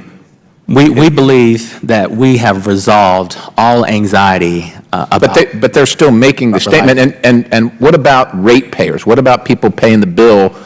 Yeah, Pennsylvania, it's hot right now in the summertime. Sure. It's cold in the wintertime. Yes. They can't afford their bills now. The bills are going to go up, right? It's essentially supply and demand. There's going to be great demand, but less supply. Where does their need factor into your decision making? It factors in heavily, and as I've conversed with numerous utility executives and those that manage, they're going to be looking at a suite of technologies to provide electricity. So our estimates are less than 1% increase in price over the next 10 to 15 years. Okay, so your estimates are less than a 1% increase in price over 10 to 15 years? Yes. Can you attest to that and promise that it will not go up more than 1% in the next 15 years? What we can do is we can provide you all the data. No, sir. You're moving with the rule. It's being fought in the courts. Sure. But the people that I work for, my bosses that can't afford their groceries, can't afford gasoline, can't afford their daycare, can't afford electricity, you're saying that you've gotten their input and this is not going to impact them essentially more than 1% over the next 15 years. I want you to promise me right now, because I got to go face them. I have to face them. Yeah, I think you can assure them that the EPA Administrator said that his experts, the experts at FERC, DOE, and EPA, all agree on the assessments that have been made on reliability and cost. Okay, so it's not going to go up more than 1%, and if it does, then what? Then what do you do? Do you quit your job? Do you pay them the difference? What happens then? Well, the way these rules are designed, they are designed, and each state has a state implementation plan. So it's not like. So we're going to pass the buck. It's not your problem. And somehow it was the states that did it to them. States have flexibilities in terms of how they're delegated programs. So we give the states the autonomy. They design special state implementation programs, and they are ensuring that the individuality of that state is met with that planning. And the planning for North Carolina is different from the planning in Nevada. And I appreciate that, and God bless the people from North Carolina. I don't want them to have to pay any more either, but I don't represent them. I got to face the people of South Central Pennsylvania that can't afford their bills right now, and you're telling me it's not going to go up more than 1% over the next 15 years, but if it does, somehow it's the state's fault. Thank you, Mr. Perry. States have flexibilities to adjust. Our time is up. 5 minutes is up. I would like to yield 5 minutes to Mr. Garcia from California. Thank you. Thank you, Administrator, for being here. I appreciate your service. You're obviously helping to implement the biggest climate bill in history, which we passed under President Biden. My district includes the Port of Long Beach. I'm the former mayor of Long Beach. We know that the port itself, you were just in the Port of Los Angeles, I think, our neighbor, a huge economic engine for the country. We're fighting to electrify the Port of Long Beach right now under the $3 billion EPA Clean Port program. I wrote to you last week. You responded. We're very grateful to your response and the team, and so we're excited about that opportunity. But I want to turn also on this issue, broader issue of environmental justice. I want to just quickly highlight a case where polluters are getting a pass, and residents in my community, the northern part of my district, are feeling the impact. In Vernon, California, small city in southeast Los Angeles, Exide Technologies spent decades recycling batteries and dumping lead and toxins into the air. This includes soil and water, which has now seeped through. Now, the company poisoned surrounding communities in southeast LA, where people suffer from cancer, asthma, learning disabilities, and dangerous levels of lead in their blood. Now, the Obama administration forced Exide to make commitments to fix and fund the cleanup. But in 2020, Trump's EPA and Department of Justice abandoned those responsibilities and approved a bankruptcy plan that let Exide essentially walk away from the cleanup. This is not acceptable to me and certainly not to the communities that I represent. Administrator, one of my first acts when I came to Congress was to lead the call for a federal Superfund designation, along with Senator Padilla. This will secure, of course, federal funds to clean the site that is desperately needed to provide this community true justice. I've been glad that this process has moved forward, and in fact, just recently, we passed a major milestone. Last week, the EPA site inspection report showed the site is eligible for a Superfund listing based on the levels of groundwater contamination. So I want to thank your team for partnering with us there, and I just want to formally ask you to once again just continue to commit to really push for this issue as we move forward to that Superfund designation. Absolutely. You have my commitment on that. Thank you, sir. Now, as we're talking about environmental justice, I want to just highlight that your agency is working every day to implement the biggest climate bill in history. And we are in a climate crisis. I think we all understand that. But I also want to look at an alternative plan for your agency. Now, this is Project 2025, which is Donald Trump's anti-environmental agenda. And I want to just note some of the main features of Project 2025. It includes shredding pollution regulations, gutting clean energy programs, repealing the Inflation Reduction Act, President Biden's climate law, which we know is landmark, and of course, empowering corporate polluters. Now, we know that Donald Trump's Project 2025 destroys the EPA. He'll let corporations dump more toxins into our air and water like he did the last time he was president. We know that he will empower corporate polluters and fill the EPA with hand-picked extremists rather than actual climate experts, and who will destroy the progress that President Biden has fought for. Now, he's promising to repeal the Inflation Reduction Act. And let's be clear, repealing the bill doesn't just mean reversing the historic progress that we have made. It means threatening jobs and businesses all over the country. Over 1,000 projects already are underway, deploying hydrogen, hydropower, wind, batteries, solar energy, which will all make us more green and independent and really leading us to a greener future. That's also hundreds of thousands of jobs. And we know why he's pushing this dangerous agenda. Donald Trump met with big oil executives to promise to carry out their policy agenda in exchange for $1 billion in campaign contributions, which Oversight Democrats are actually investigating. And if that wasn't enough, he promised he would pay back his big oil donors with tax cuts for the rich. And as we know, worst of all, his agenda will be enabled by an extremist Supreme Court that Donald Trump himself appointed. Now, Administrator, I know you can't address a candidate's policy platform, and that's not why you're here. So instead, I want you to just please explain how important it is that the agency continues to implement the Inflation Reduction Act and the climate gains that we've already achieved. Well, listen, I'll say this. One program in the Inflation Reduction Act is the Greenhouse Gas Reduction Fund. That Congress allotted us $27 billion. We designed a program in consultation with the financial sector, every aspect of the financial sector. We believe that we can pull hundreds of billions of dollars off the sidelines to make homes more energy efficient, to build manufacturing capacity in this country, to create jobs. It's important for me to say that these are not just happening in blue states. They're happening in red states. They're happening in Alabama and Georgia, North Carolina, and South Carolina. And so this really does prove that clean energy has a role in the new economy and is creating hundreds of thousands of jobs all across this country. But more important, it's making us secure because we're bringing the manufacturing back domestically. Rolling back these types of provisions, eliminating career scientists at EPA, it's just going to ruin the economy and it's going to ruin the progress that we're making. I yield back. Gentleman yields back. Chair now recognizes Mr. Biggs from Arizona. Thank you, Mr. Chairman. Thank you, Administrator, for being here. Administrator Regan, the National Ambient Air Quality Standard Rule sets a standard based on airborne particulate matter. What are some of the sources of particulate matter? Many stationary sources as well as mobile sources. Right, and the stationary sources include energy production, industrial processes, agriculture, activities, et cetera, right? And mobile, diesel, gasoline-powered vehicles, but you just mentioned anthropogenic or man-made particulate production. But there's also natural sources as well. And does EPA have a breakdown of emissions generated by source sector between, I'm talking specifically between man-made versus naturally occurring? Yes. And let's go over that. Here's what they break it down to. Energy production, industrial processes, mobile sources account for only 21% of total PM emissions. Ag accounts for 14%, dust for 16%, and fires account for 43%. Does that sound right? I'm reading from the National Emissions Inventory of May 2022. Does that sound right to you? I don't have that document in front of me, but it sounds in the ballpark. Okay. So the question is, as you're no doubt aware, I'm from Arizona, so many areas in Arizona, including those in my district, are in desert ecosystems featuring many natural sources of emissions. The May 2022 EPA policy assessment actually for Phoenix actually cites a 2011 dust storm as affecting particulates in Phoenix. We also have a drought that's been going on for 26 years. That contributes to wildfire risk. We have wildfires out there.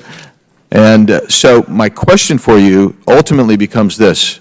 How do you propose that Arizona non-attainment areas with significant naturally occurring background particulate matter, comply with the new standards that EPA has proposed?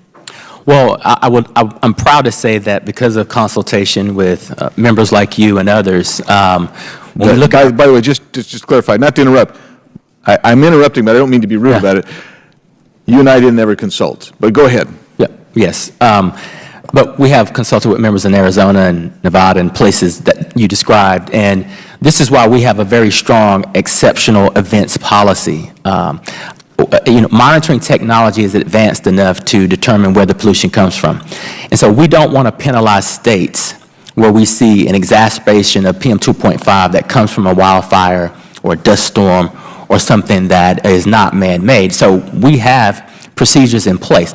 99% of counties in this country are projected to meet the standard by 2032. And the reason that is because we don't count some of the things that you just laid out. Well, I'll just tell you that I invite you to come out and live in Arizona for about 6 months in the Phoenix metro area, and the number one particulate, it ain't pollution caused by man, it is caused by dust storms and dust coming out. And we've been counseled, go ahead and wet it down. Use that if you're going to stir up dust. Now, that's absurd. I want to get to another question, another area real quick, and that is on May 8th, 2024, EPA formally awarded less than $2 billion of its $42 billion in IRA-related funding. Is that accurate? I mean, that's just about 2 months ago. Is that accurate that you've only awarded $2 billion of the 42 out of IRA? I'd have to get back to you. I don't have that number in front of me. The reason I ask is because that's supposed to expire on September 30th, and that's $27 billion in EPA funding under the IRA, which will not have been disseminated. And the reason that that's important is because I want to know if you have any in the pipeline that you're going to grant before the end of September 30th this fiscal year, or is that $2 billion that in total, is that going to be it? Can you find that out for me if you don't know that today? Yes, I'm making the assumption, which I believe is true, is that it's going to be in the pipeline and pushed out before. But let me be specific and get back to my staff on that. I would like that. I appreciate that very much. Last question, last area is we've had 3 recent cases, one a little older, and that's the West Virginia case. You've also had the Ohio v. EPA case, which is the EPA's Clean Air Act, FIP, is being stayed to the duration of that litigation. You have Loper, which set aside and overruled Chevron. I want to know what your agency is doing to respond to that, to those particular cases, and because it looks like West Virginia was ignored by EPA because you were actually, well, because I'm out of time, I wanted you to answer that, if you would, please. Yeah, I can absolutely say that EPA did not run afoul of the West Virginia Supreme Court issue, so we'd have to talk a little bit more about that. I'm not quite sure what you're referring to there. On the other court cases, a lot of these court cases are recent. For the Good Neighbor Rule, yes, the Supreme Court stayed it. I feel pretty good about our case and how we're going to pursue that in the lower court. In terms of Chevron, listen, when I signed up for this job, I pledged to follow the law and follow the science, and the Supreme Court has spoken, and so we have to figure out how we get our work done under this new ruling. Thank you. Gentlemen, time's expired. Chair now recognizes Ms. Lee from Pennsylvania. Thank you, Mr. Chair, and thank you, Administrator Regan, for sharing your time with us today. Environmental rules and regulations aren't just important for tackling the climate crisis. They're essential for addressing the toxic legacy of environmental racism and injustice. Growing up in the Mon Valley of Western Pennsylvania, I saw firsthand the devastating effects of unchecked pollution. Back then, when I was growing up, I didn't quite have the language or the expertise to explain the science of pollution, but I had my years of experience living in an environment where the air we breathed was harmful. I knew that wherever you were, if you were black or you were brown or you were poor, you were likely breathing toxic air too. Our country ranks in the top 1% nationwide for cancer risk from air pollution. In my hometown of North Braddock, cancer rates are more than double the rest of the country. Approximately 90% of residents are at risk of exposure to particulate matter. Our childhood asthma rates are nearly 3 times the national average. These statistics aren't just numbers. They represent very real people and very real families and very real communities overburdened by industrial pollution. Administrator Regan, under your leadership, addressing environmental racism and injustice has become a core component of the EPA's work, including through the rulemaking process. Can you speak to how the EPA's recently finalized rules, such as the soot rule and the carbon pollution standards, will specifically improve conditions for individuals in overburdened and underserved communities? Well, absolutely, and thank you for sharing your personal testimony there.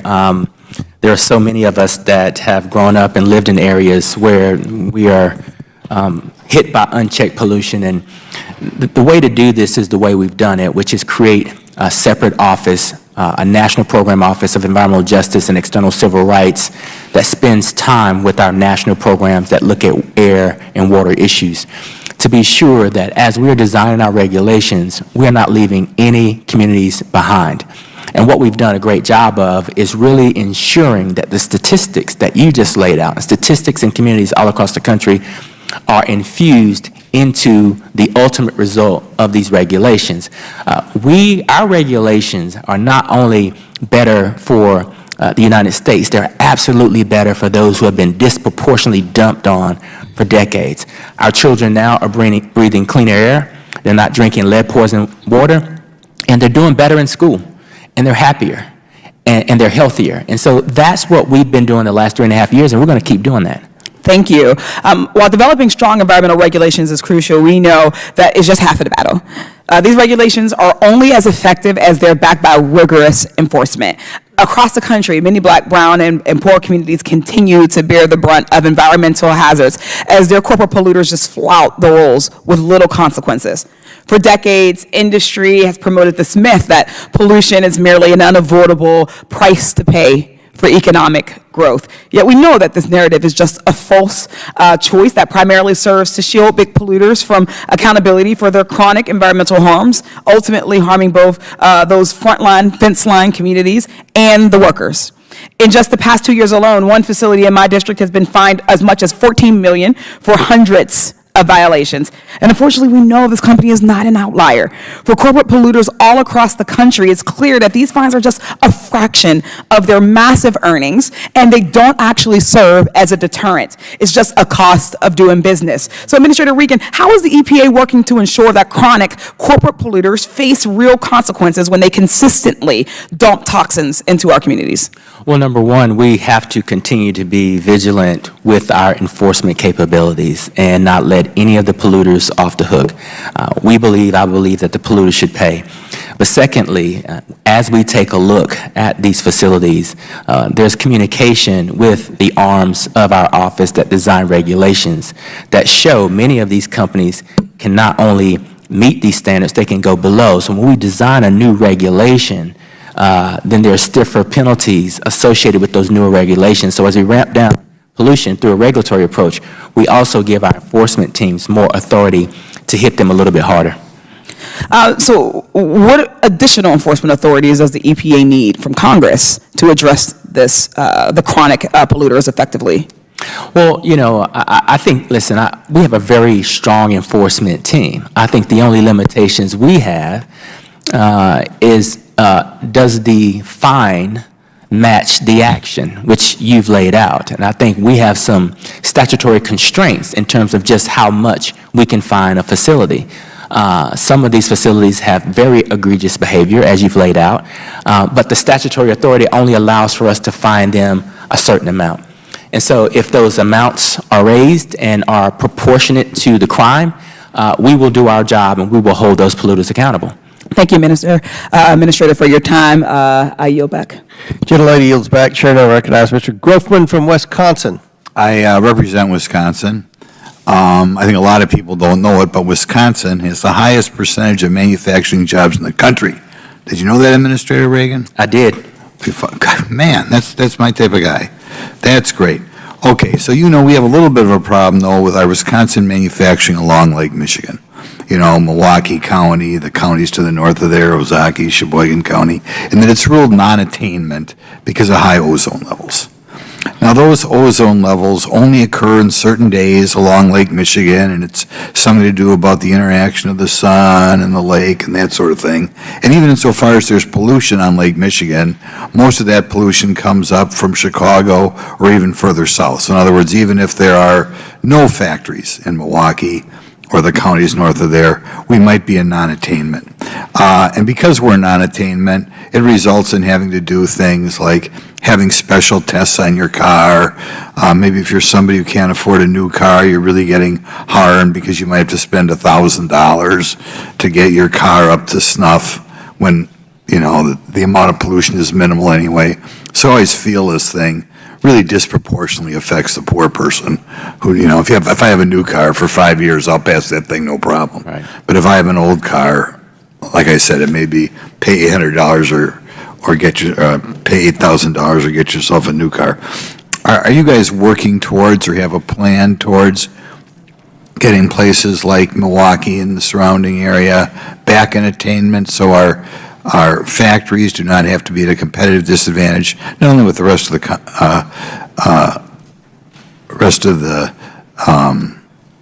country, but the rest of the world? We do, and I'm very sympathetic to what you just laid out. I witnessed that time and time again in North Carolina. The plan that we had in place to begin to help places like Milwaukee, the Supreme Court just shut it down. I believe that when air pollution comes from another state and impacts a state, that state should not be penalized. And so our good neighbor rule was designed to stop pollution from coming across borders and being an economic disruptor or health disruptor for other states. We'll continue to work with our state agencies to be sure that when we look at high ozone action days or ozone pollution, that we can properly assess where it's coming from so that we're not penalizing the wrong people. I'd be happy to work with you. And like I said, my heart goes out to the people who can't afford a new car. They buy a 7 or 8 year old car with 200,000 miles on it. They flunk the test, and the government comes down and, nails them, and they got to pay $2,500, $3,000. So hope you do something about that. Okay. Now, in October of last year, a group of trade associations representing at least 70,000 small firms engaged in the production of formaldehyde sent you a letter asking you to establish a small business advisory panel. And I think that's because whenever new regulations come out, they disproportionately affect small business.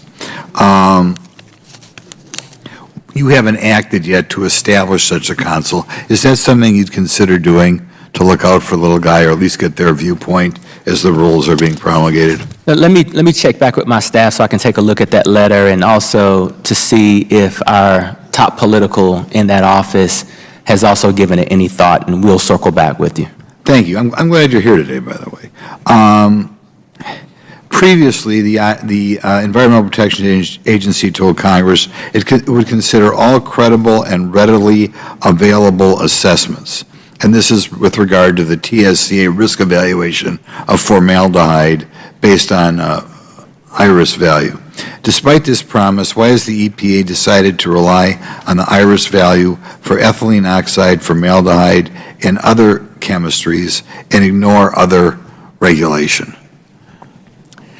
So if I believe I understand your question correctly, IRIS is just one of the tools that we use in the regulatory process. Now, IRIS is very valid and is used and respected by states and federal agencies and international bodies.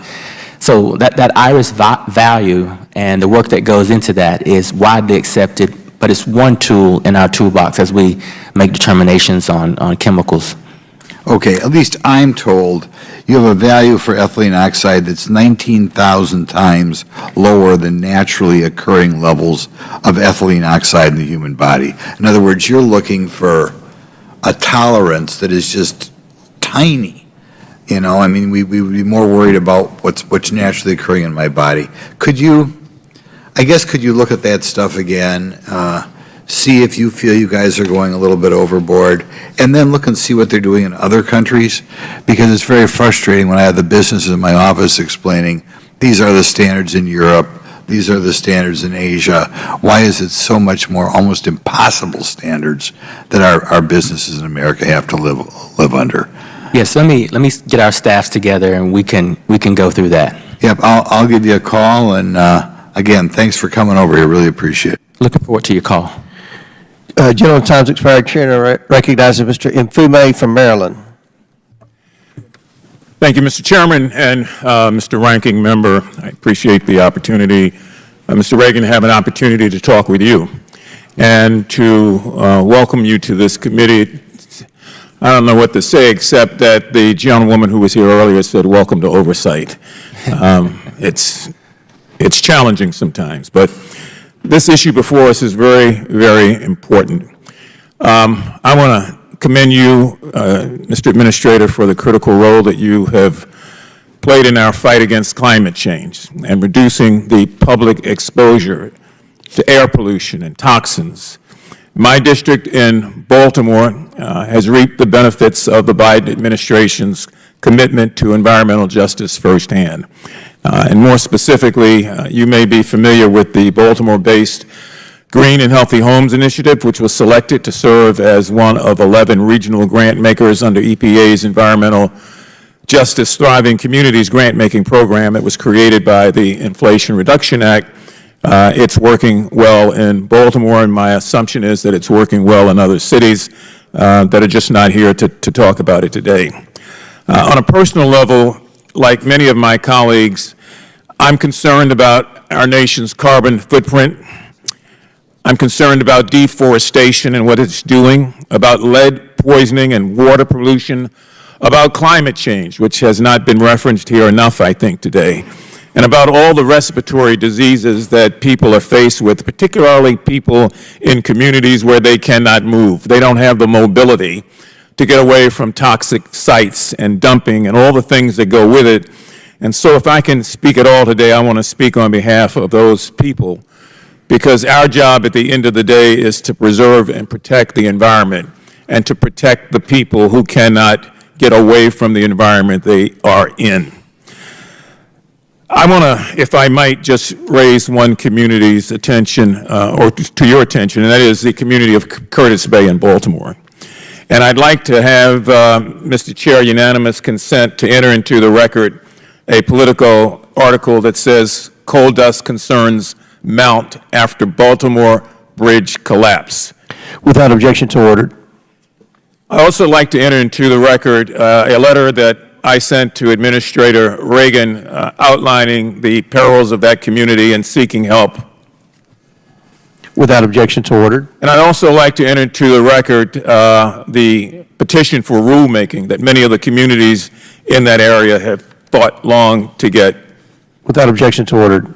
And if I might, I want to commend people who are kind of nameless and faceless in one of those communities, like Mr. David Jones in Curtis Bay, Greg Saltel, president of the Curtis Bay Community Association, Mike Middleton, Dr. Melanie Thomas, Angela Smothers, Johns Hopkins Bloomberg School of Public Health, and Coal-Free Curtis Bay, all of which are working together and have been for a long time to underscore the problem that I want to take a moment to talk about, and that's the moment that I have before me. There are problems in that community, Mr. Administrator, with coal dust. When the bridge collapsed, the mounds of coal continued to increase. We've tried to have discussions with CXX and others who are around and responsible in many respects for the mounds of coal. Those discussions have gone nowhere at all. They've been cute and courteous, but we haven't seen a change from them. And then I hear today this whole notion of profit, which was dressed up by using two other adjectives that didn't make sense, that all mean the same thing, that you can't take away profit margins from companies, but you can allow people to suffer. In Baltimore, we have the second highest rate of asthma in the whole country. 33% of all school children in Baltimore City have asthma. And national studies show that unmanaged asthma contributes to missed school days and obviously to disparate educational outcomes. Poor white, poor black, poor Latino kids are living there right now, breathing that air, growing and developing and increasing the numbers of asthma and other related respiratory diseases. To me, that's much more important than the profit margin of some of these companies. So I've sent the letter. Your staff has acknowledged receipt of it. I would appreciate, to whatever extent you can, if you could get back to us right away. And if we at some point can get you to that community to meet those people and their children who are crying out even at this moment for help. Thank you very much, Mr. Chairman. I yield back. Gentleman yields back. Chair now recognizes Mr. Timmons from South Carolina. Thank you, Mr. Chairman. For over 100 years, my district in upstate South Carolina led the country and arguably the world in textile manufacturing. Starting in the 70s, not coincidentally when the EPA was created, unsustainable increases in regulation and bad trade deals from Washington resulted in manufacturing jobs moving to China. This devastated our community with tens of thousands of people losing their jobs. We all agree that environmental standards matter, but our policies must balance interests and seek to mitigate the unintended consequences of new standards. Washington must always remember that it is a global economy and our policies cannot disadvantage the competitiveness of U.S. businesses. Luckily, my district has rebounded and is again a hotbed of manufacturing. We are home to the largest BMW production facility in the world, and we manufacture clothing for our men and women in uniform, among countless other innovative and essential products. But continued innovation is central to the success of these industries and manufacturers, and frankly, the EPA is standing in the way of that continued growth. Recent delays in approvals for new innovative chemicals are hindering American innovation and yet again driving production offshore. A vehicle contains about $4,400 worth of different chemicals. This amount has grown drastically, over 30% in the last decade, as automakers push for lightweight and more efficient vehicles. Milliken, a large employer in South Carolina known for leading the way in chemical innovation, has not received a single approval from the EPA faster than 9 months. Important to note that many of the chemicals are required precursors to chip manufacturing, something that your administration allegedly emphasizes. It takes almost 500 different chemicals to produce one semiconductor. American businesses on the cutting edge of alleged Biden administration priorities are suffering the consequence of a mismanaged system. So it seems history is again repeating itself.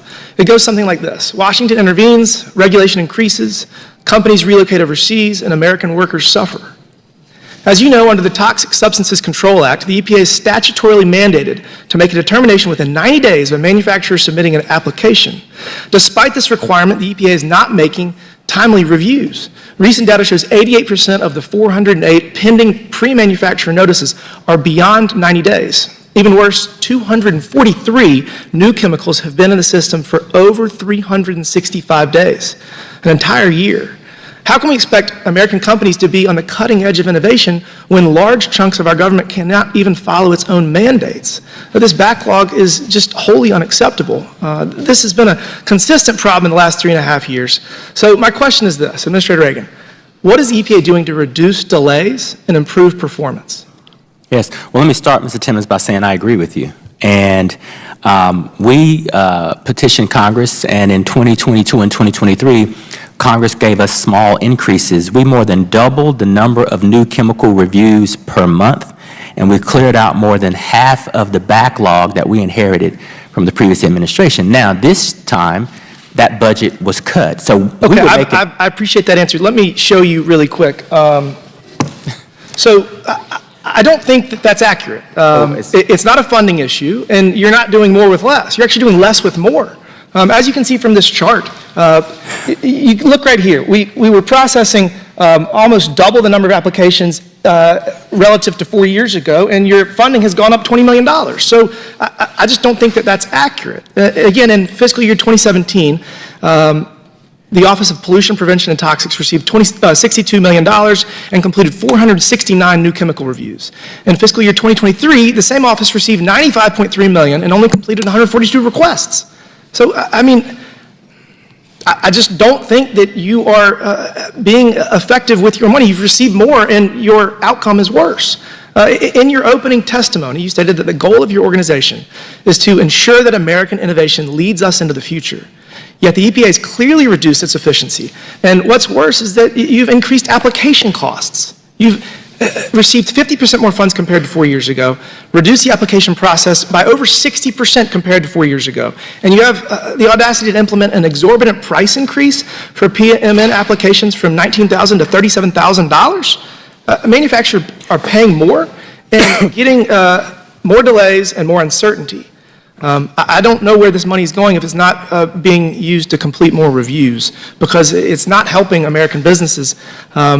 I'll close with this. There have to be procedural steps that you can take to improve efficiency and timeliness.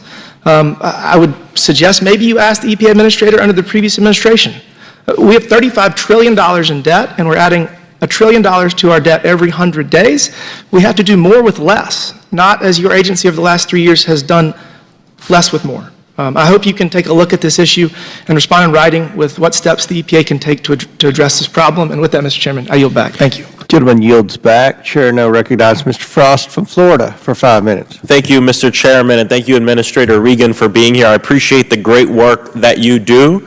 And I hope a lot of members that are bringing up concerns with the office will actually follow up with y'all and create a good relationship with you instead of just taking 5 minutes to get a clip for YouTube or whatever to post online.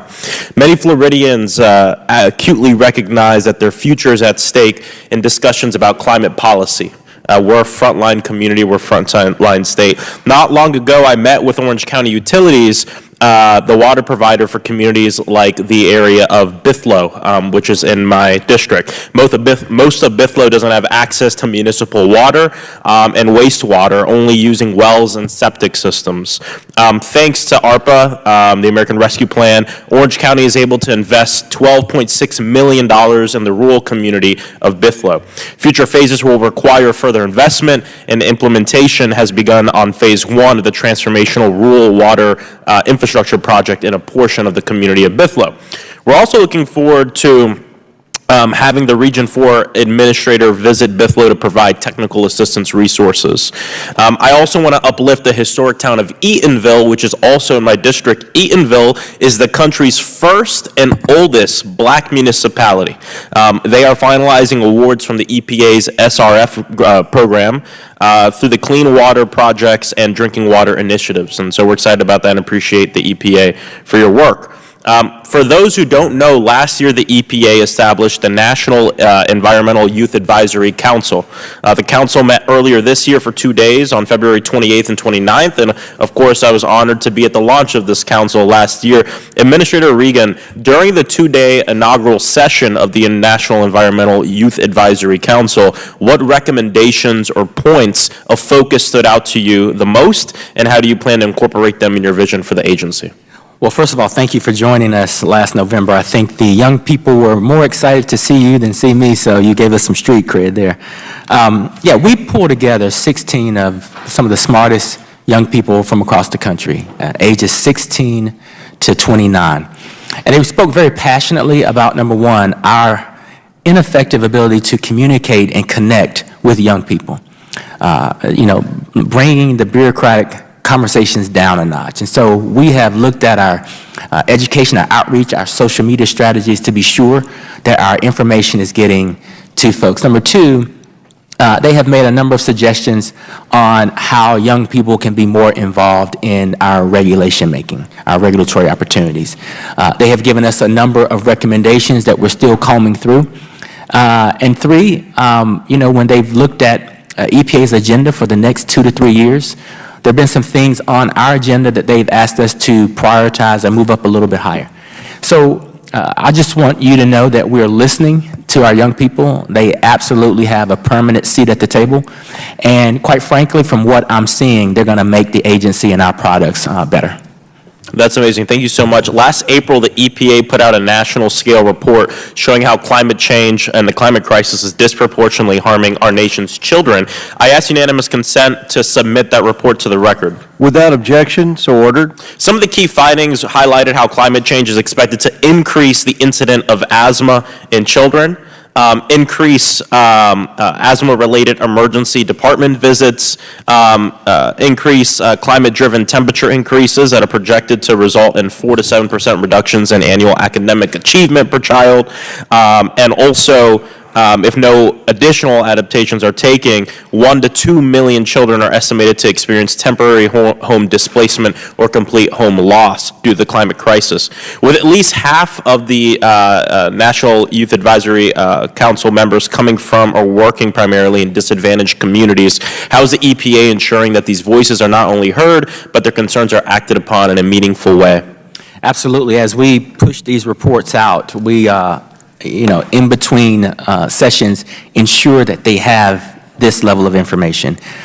Each session, this is a FACA, this is a formal group, so each session they have with me and my leadership team, they come prepared with recommendations that they adopt or we adopt procedurally. And so it's my hope at the next meeting, they'll come fully prepared to discuss this report along with a series of reports that we are pushing to this group. Well, I thank you so much for bringing young people to the table to be a part of the great work the EPA is doing. As we know, young people are disproportionately impacted by the climate crisis, and I think we all know the cost of not doing anything is far greater, or the cost of not doing anything is far greater than the cost of waiting. We have to ensure that we defeat the climate crisis and do everything we can. Thank you so much, and I yield back. Gentleman yields back chair, and I recognize Mr. Burleson from Missouri for 5 minutes. Administrator Regan, on March 28th of 2022, you revoked a policy that was put in place by the Trump administration that was designed to protect taxpayer dollars by curbing some of the impact of these special interest groups that use sue and settlement agreements. Reports indicate that the Biden administration has already spent more taxpayer dollars on these settlement agreements than any other recent president.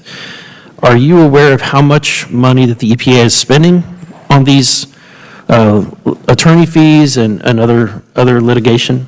I don't have that specific number in front of me. We can get you that specific number. Okay, I would appreciate that. Also, do you have an account for how many times how many events are occurring, how many lawsuits are occurring?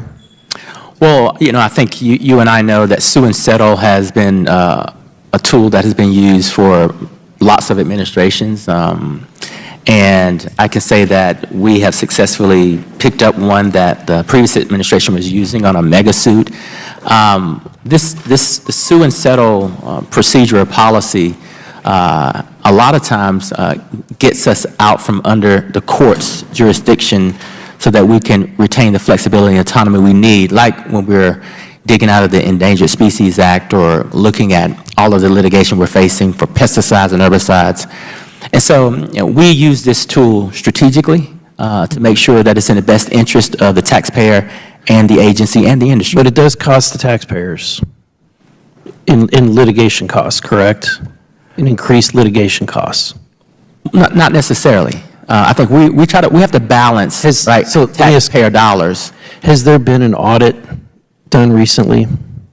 An audit done? Right. When was the last time that an audit was done in relation to using taxpayer dollars for these sue and settlement agreements? Yeah, I'm not sure when that last audit was done. My staff note that the last time they could find it was 2011, which is not at all recent. In a briefing that you provided... 2011? Yeah, 2011.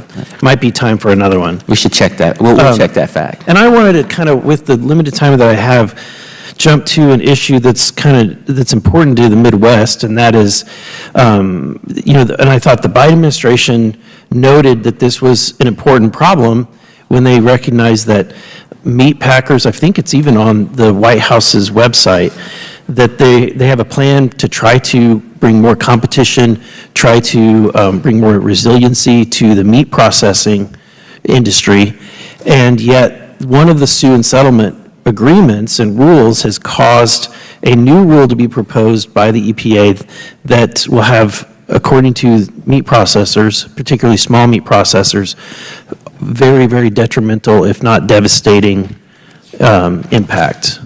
Are you aware of the inconsistency or the impact that might have on small meat processors?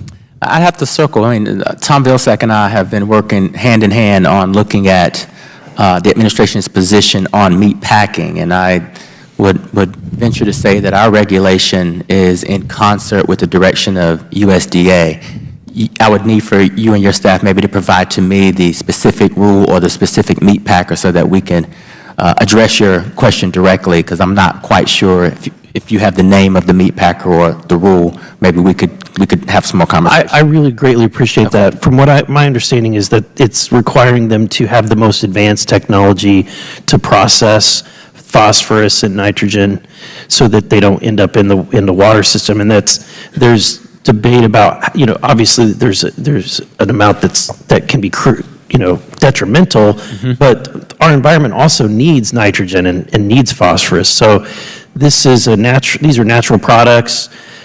These is particularly of concern to the small producers who would have little impact on the environment, and those small businesses are what make up America. Yes, let's talk. Let's get our staffs together and talk about these specific instances so that we can look at where the producers are, how much nitrogen and phosphorus are they producing, and whose regulations they may be running afoul of. This could be a USDA or EPA issue, so I'd like to make sure we know.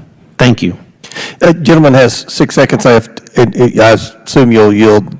Just wanted to touch up on that point. That is a huge issue in my district as well with the new wastewater regulations from EPA. I have 5 poultry processors in my congressional district and hundreds and hundreds of poultry farmers in my district, most of whom are young farmers. So they're all extremely concerned by this ruling, and that's something that we would hope to expect to hear from you soon on that. Absolutely. Thank you. Chair now recognizes Ms. Stansberry from New Mexico. All right. Well, thank you, Mr. Chairman. Welcome, Administrator Regan. First of all, I just want to say I think you are doing a truly exceptional job. I think you've put together an extraordinary team at EPA. I want to just take a moment to recognize our regional administrator, Ms. Nance, who is just doing a really exceptional job, and we really, really love her. Yes, she is. And I also want to just say thank you to all of the civil servants who are here sitting behind you and out there serving in the EPA, because I'm going to be honest, it's been a rough 7.5 years since we've crawled out of the Trump days. And I'm a former environmental science professional. I'm a former Fed. I used to work for OMB, not in the evil parts. No, I'm just kidding. But it's really hard on our federal workforce when you have an administration like the Trump administration that came in and systematically gutted the federal workforce. They dismantled the policies that had been in place for years, and that really tried to undo all of the progress that our country has experienced over the last 50 years since we've been trying to clean up our environment. And so I want to just take a few moments, because I think, right now in this moment, our country is having a little bit of collective amnesia about how bad it really was. Because I remember, I was here on the Hill, actually, when the administrator under Trump took over. And I remember what it was like. And I remember the hundreds of people that were leaving EPA. And I remember all the rollbacks of all the policies. And so I want to ask you, after 4 years of Trump, you came in early in the Biden administration. What was it like at EPA? What was going on with the workforce? What was going on with the offices, morale, and the policies that were happening there? And what did you have to do to clean it up? Yes, I appreciate that question. I worked at EPA, started as an intern, worked there for 10 years before I left and came back. And it wasn't the EPA that I had left. it was a completely different place. And in my conversations with old colleagues and new colleagues, talking to me through tears, they talked about feeling disrespected. Science was ignored. They were asked to leave meetings. So the culture was not the best. We lost, as you said, hundreds and hundreds and hundreds of scientists. And with that, we lost decades of experience. So, you know, the president came in with a very, very bold agenda, and we had to ensure that the EPA staff would be a part of that new vision. So we created new policies to make our interactions more transparent. We started to re-engage with the press and the outside world to say that EPA is open for business. But more importantly, we improved our scientific integrity, and we started to bring the career staff back into the big meetings. And we listened to the science, we listened to the data, and we've taken a lot of their recommendations. We were at record lows in terms of staff. Thanks to your partnership with the President and members of Congress, we have hired about 5,000 people under Bill and IRA resources. Some of those are term limited. But the short of the story is that there has been an infusion of enthusiasm and excitement, and a lot of our employees are making up for lost time and working 5, 6, 7 days a week. So EPA is as strong as it's ever been today. Thank you. And, you know, I think it's evidence. I don't know if you've had a moment to kind of take a breath this morning and look behind you, but we have a packed audience this morning, and it's full of young people. And so I think in addition to restoring our nation's Environmental Protection Agency and the laws that are protecting our air, water, and climate, you're inspiring the next generation of leaders. And it's really cool. It is. I do want to just use my remaining time to say, you know, we've talked, and some of my colleagues have covered the terrifying ground of Project 2025. I think it's worth noting that Trump's chief of staff, who served in the EPA, this lady here, wrote Project 2025's EPA chapter. And so when former President Donald Trump says he has no idea what Project 2025 is, well, his politicals from EPA who planned the dismantling of EPA under his administration are now planning for him to do it again. And, you know, there's not time here to talk about all of the terrifying things that are going on inside this policy proposal, but for anyone out there that hasn't read it and the chapter of what they plan to do to dismantle our climate programs, our environmental programs, to do away with tribal and public health programs, and to literally move and close down offices and fire people, y'all should wake up and be terrified. So, you know, I appreciate your service. We got a lot of work ahead of us, and we're going to keep on fighting. Thank you. Chair now recognizes Dr. Fox from North Carolina. Thank you, Mr. Chairman, and I appreciate the administrator for being here. Mr.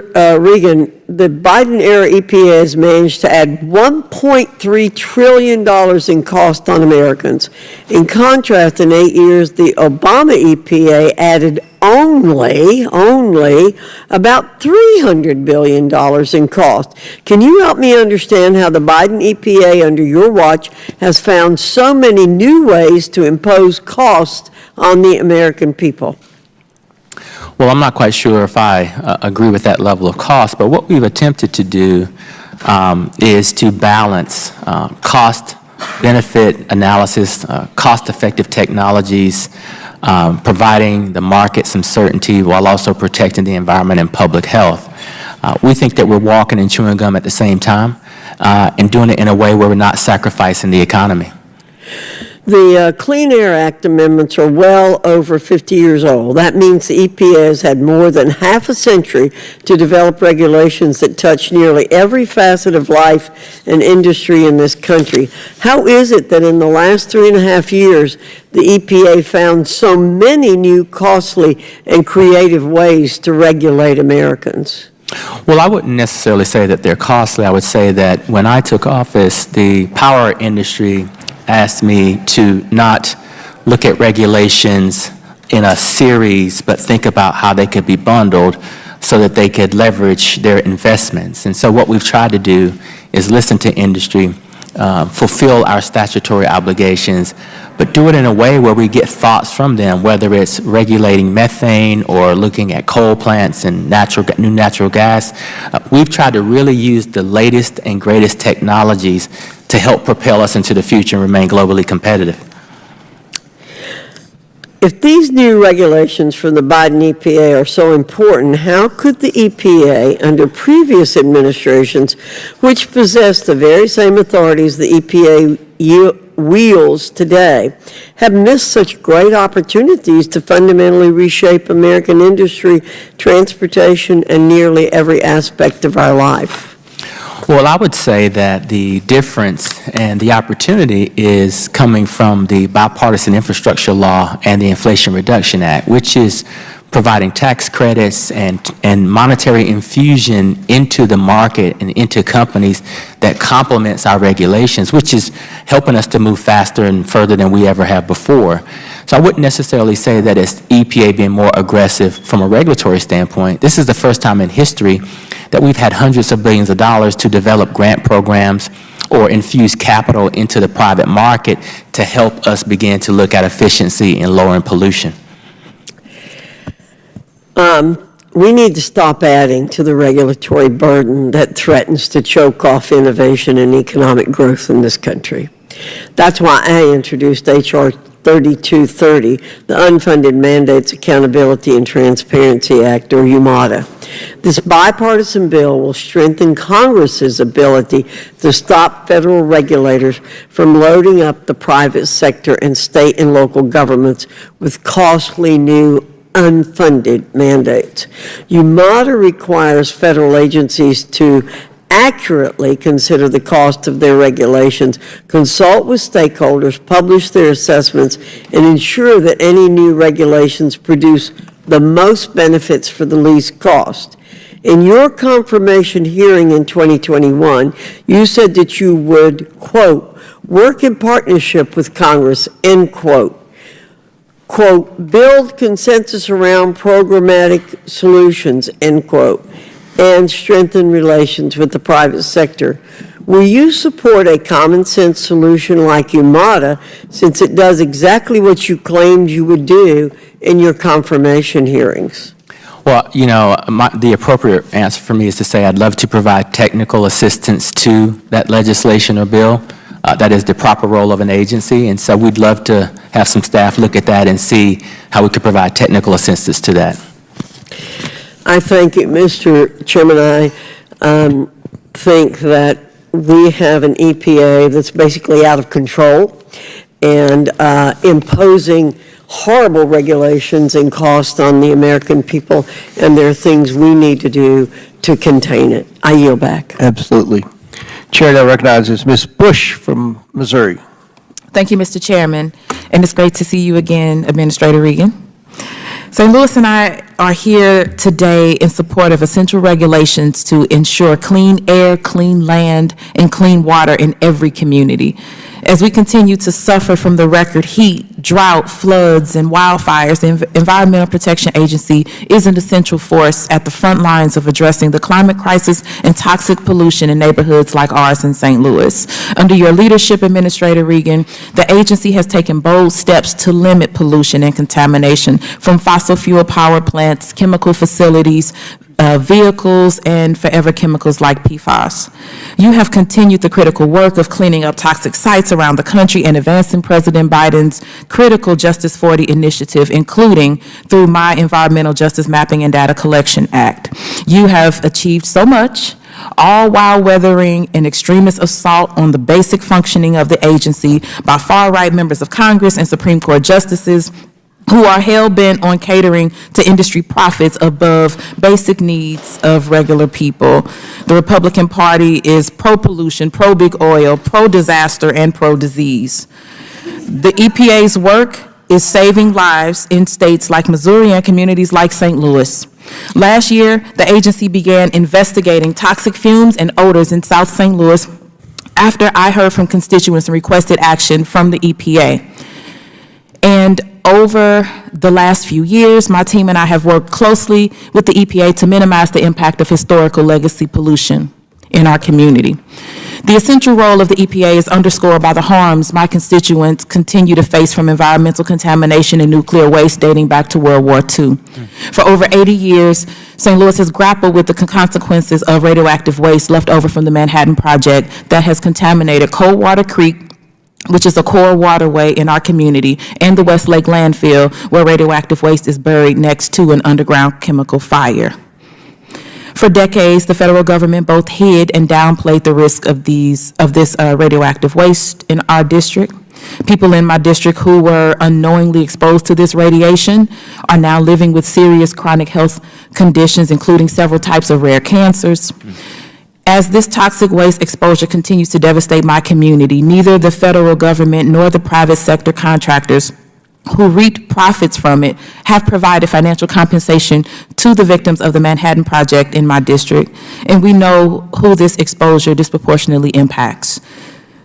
When we look at Black children in the city of St. Louis, they account for more than 70% of children suffering from lead poisoning. Our Black and brown children in our community are also 10 times more likely than white children to go to the emergency room for asthma. That's why these issues are personal to me. It's why I worked with Ranking Member Raskin to secure a GAO report on how to improve remediation efforts at nuclear contamination sites. That's why I've successfully pushed to include my Environmental Justice Mapping and Data Collection Act in the Inflation Reduction Act. That's why the House, under a Democratic majority, passed several of my amendments relating to toxic exposure. That's why I have worked closely with Secretary Granholm and the Department of Energy to ensure the EPA has the resources necessary to clean up Westlake landfill. And that is why I am pushing hard for Congress to reauthorize the Radiation Exposure Compensation Act, which provides health screenings and compensation for people sickened by U.S. testing of nuclear weapons, as well as expanded to communities like St. Louis and other areas that have been historically excluded. In March, the Senate passed bipartisan legislation to do just that, but Speaker Johnson refused to take action to help the people who need it most and their families, and RECA expired over a month ago. That is appalling. It's an appalling failure of governance by the Speaker, and disproportionately Black and brown communities like mine continue to bear the brunt of our government's failure to tackle the crisis of toxic waste and climate change. That is what we mean when we talk about environmental justice and the Green New Deal and investments in clean energy. We're talking about doing everything we can to ensure every single person has access to clean air, clean water, no matter where they live, no matter their skin color or how much money they have. So, Administrator Regan, which communities are disproportionately affected by environmental contamination, and what are the tangible benefits when contamination is successfully remediated?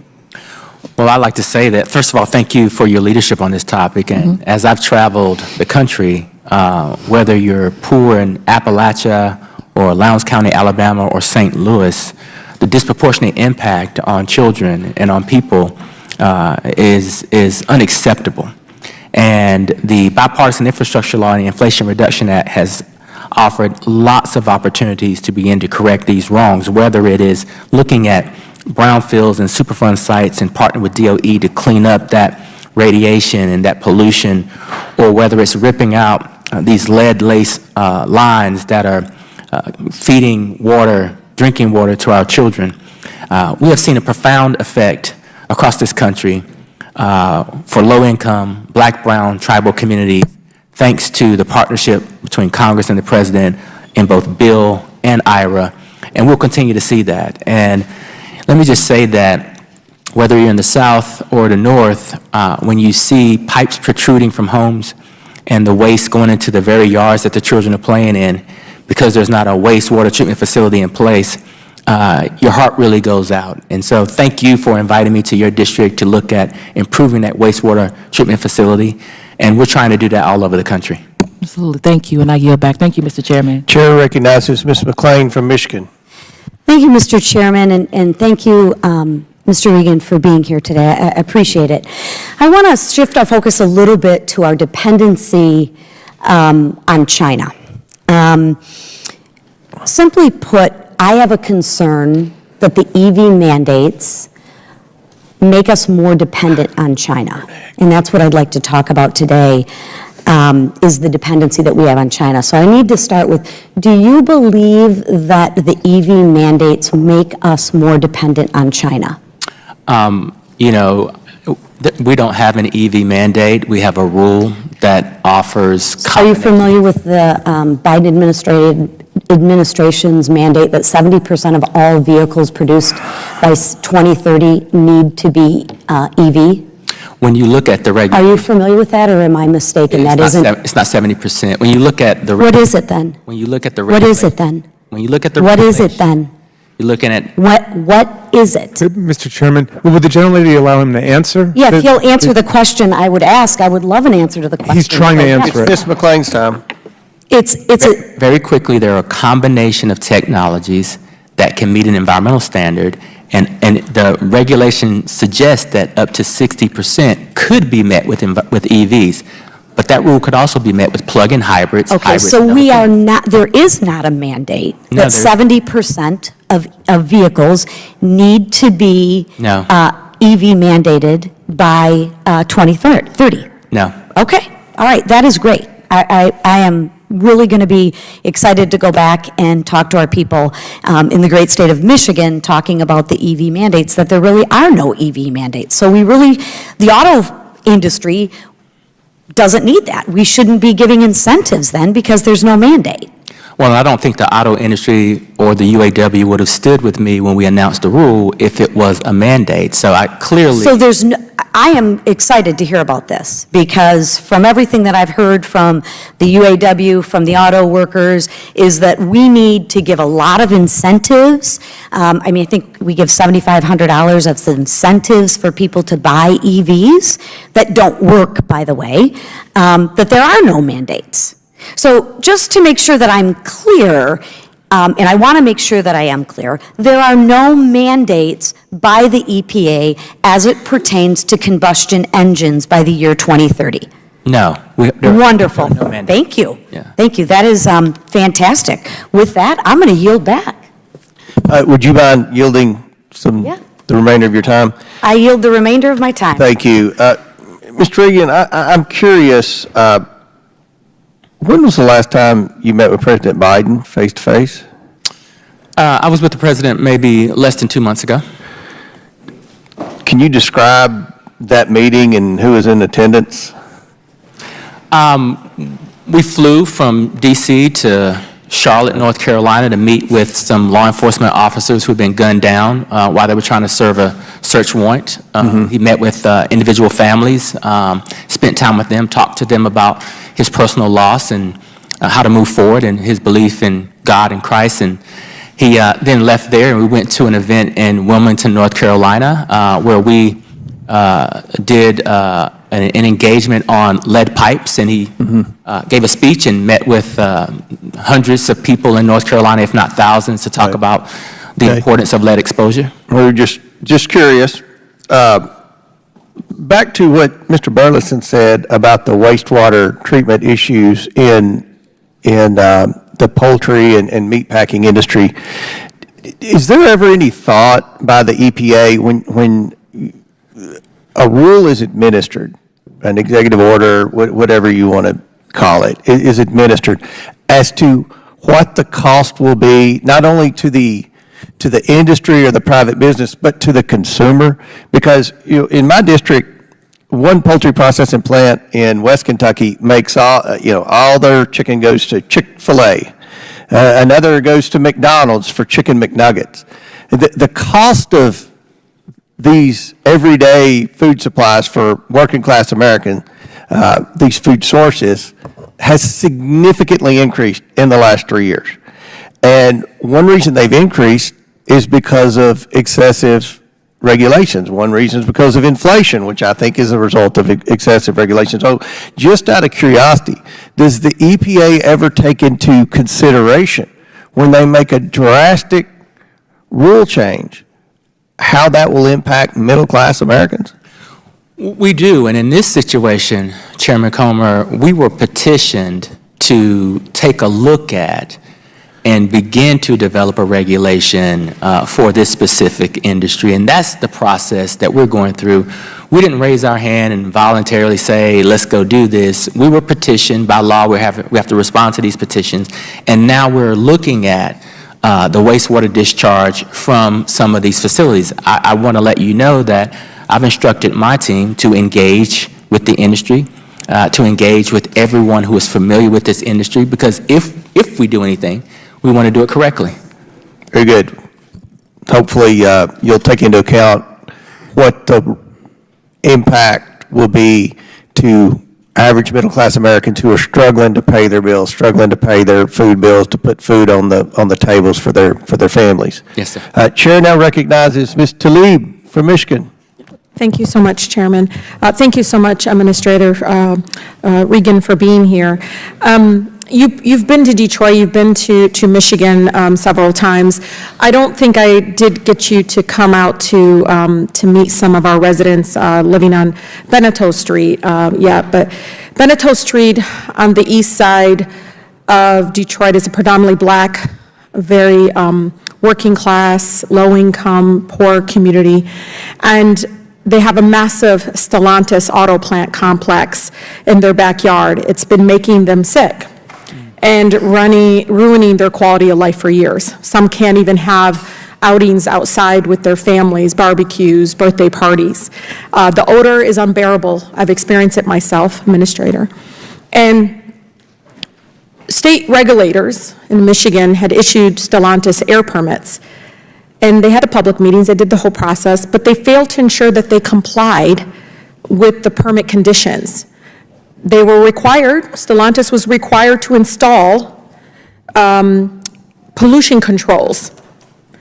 And they failed to install them correctly.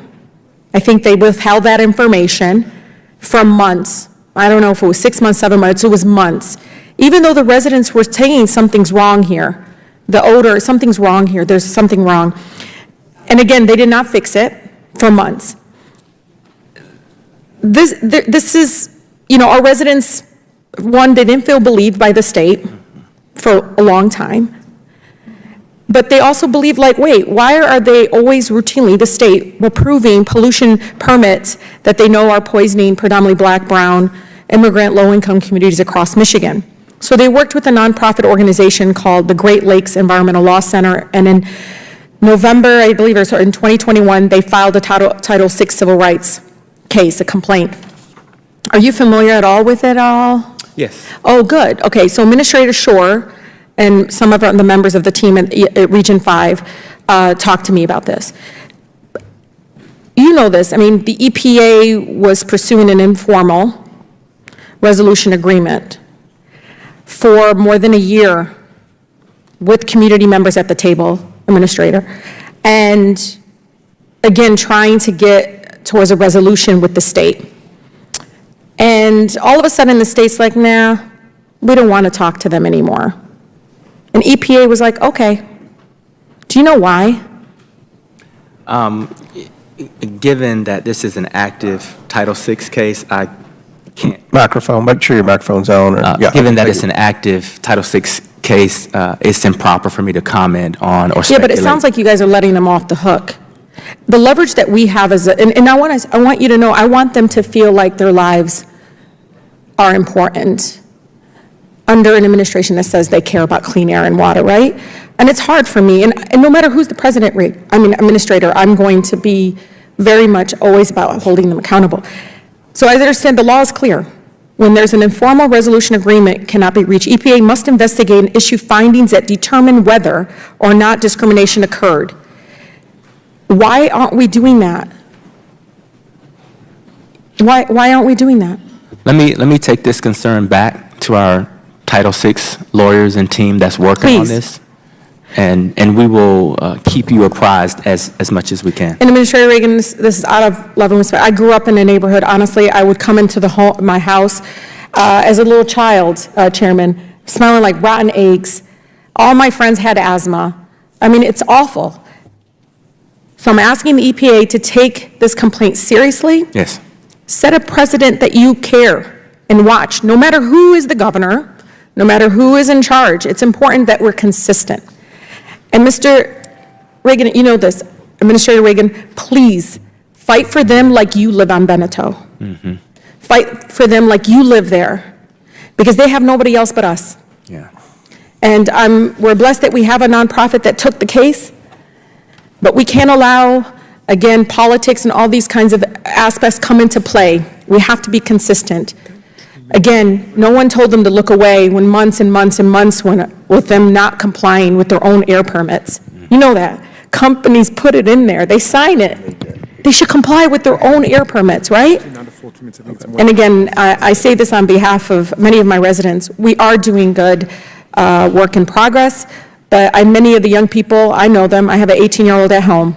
We're not moving with the urgency still that I think is needed. And implementation matters, you know that. And a lot of folks are not seeing the change they need immediately. So again, I'm here as a partner. Yes. And I'm here to bring those folks and those residents at the table with you. Thank you so much. I yield. Thank you. Do you want to do it?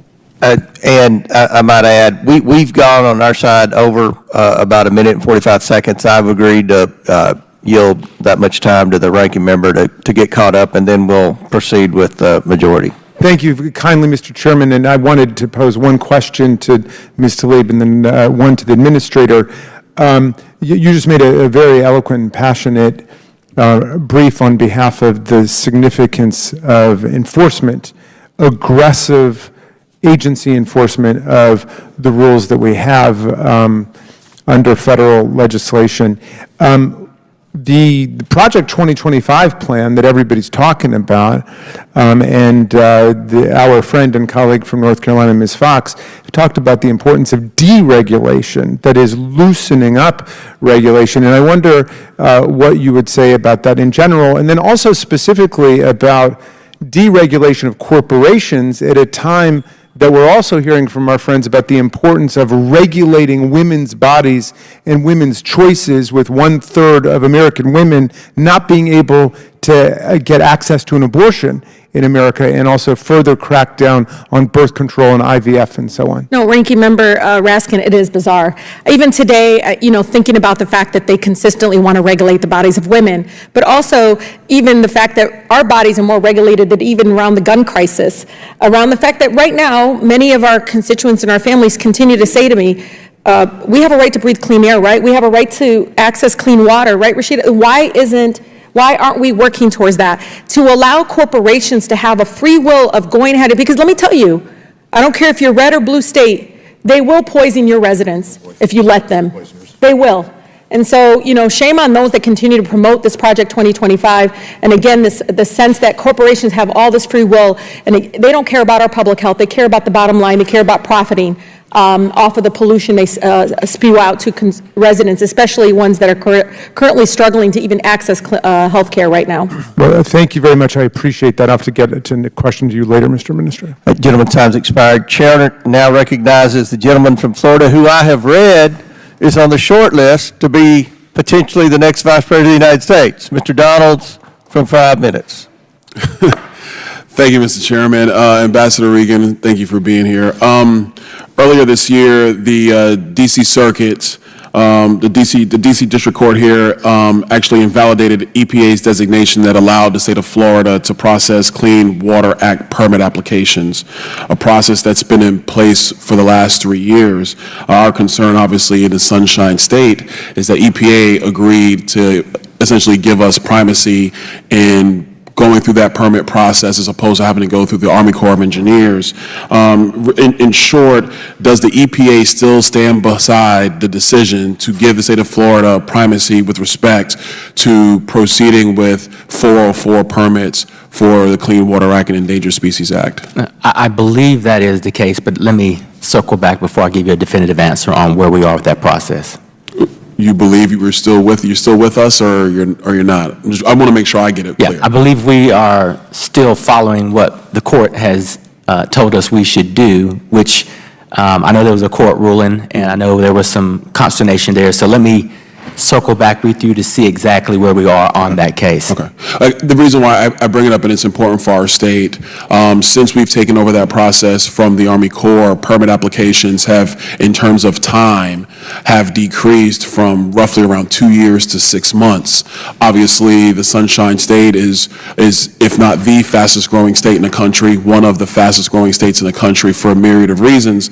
So our ability to process these permits, where yes, we do have a lot lot of waterways that are critical to the ecosystem of Florida, and we take that very seriously in my state.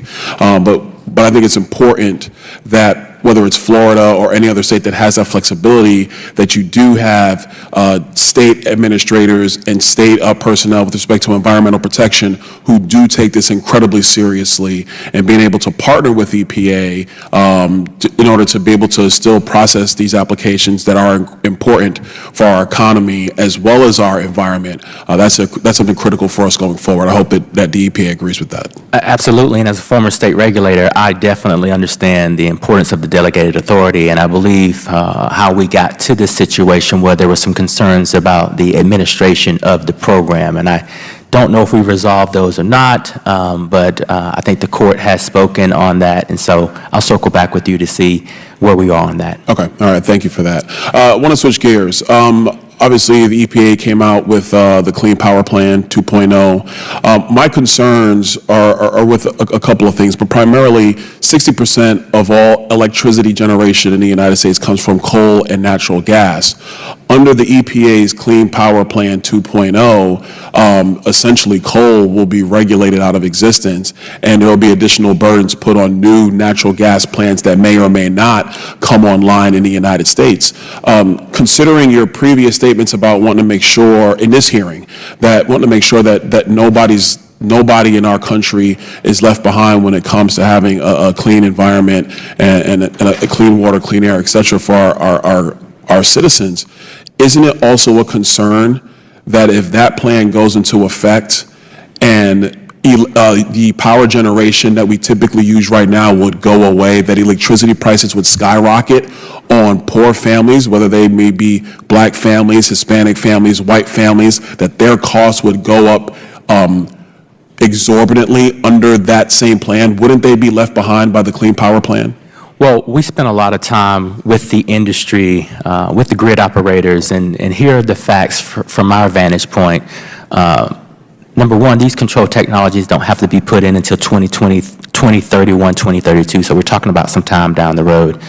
Number two, all of our cost estimates say that the actions we're taking will only potentially increase price by less than 1%. And number three, that the approach we're taking, because of the diligence that we've done, will not have any impact on reliability. To the point we were just discussing, this national rule is delegated to the states, and each state will design a state implementation plan that gives it flexibility on how it reaches these goals. Administrator, I got to cut you down because we've got 20 seconds, sure. Congressional hearings. I'm going to respond with this. Whenever we get information from experts who say that costs will be contained in a certain strata, that typically is not the case. Even with the tax credits with the Inflation Reduction Act, CBO said it would cost around $260 billion. Wall Street is saying the value of those credits is upwards of $1.3 trillion and higher. So when you say that essentially regulating out coal and some aspects of natural gas in the United States will only lead to a 1% increase in electricity costs, that simply does not add up. And at the end of the day, whether it's 2024 or 2032, it is poor people in this country who are going to be left behind by that type of proposal. Chairman, I'm over my time. I yield back. Gentleman yields back. Chair now recognizes Ms. Presley from Massachusetts. Thank you, Administrator Regan. The kids say it's 7 p.m. on Friday, 95 degrees, and that's because the climate crisis is real and it is here. Climate change isn't an abstract problem for people of a faraway future to solve. No one knows that better than our youth.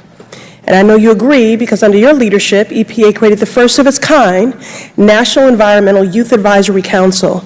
And I'm proud that Osa Senaga Idaha, one of my constituents from Hyde Park, is a member. Voices like his are essential to addressing this crisis. So when my colleagues across the aisle use platforms like this hearing to pretend that climate change is some hoax, I can't help but think about the stories I hear from our youth when I'm back home. Administrator Regan, are you familiar with urban heat islands? Yes, I am. EPA reviewed several studies and found that some communities in the United States, particularly those that are low income and with higher populations of people of color, have neighborhoods with higher temperatures compared to their surrounding areas. Take, for example, the district I represent, the Massachusetts 7th, where my constituents have been under constant heat advisories and feeling the consequences of urban heat islands on a daily basis this summer. The city of Chelsea, a predominantly Hispanic community in my district, can be 10 to 15 degrees hotter than neighboring communities in the Boston area on a given day. Administrator Regan, what are some of the primary causes of urban heat islands?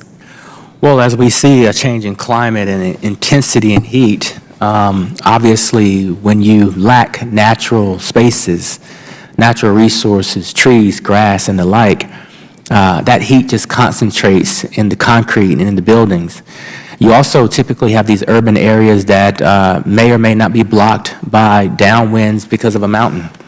And so in these isolated areas, all you have is a concentration of heat disproportionately impacting people who are already suffering, and you're exacerbating respiratory illnesses, asthma, and other illnesses.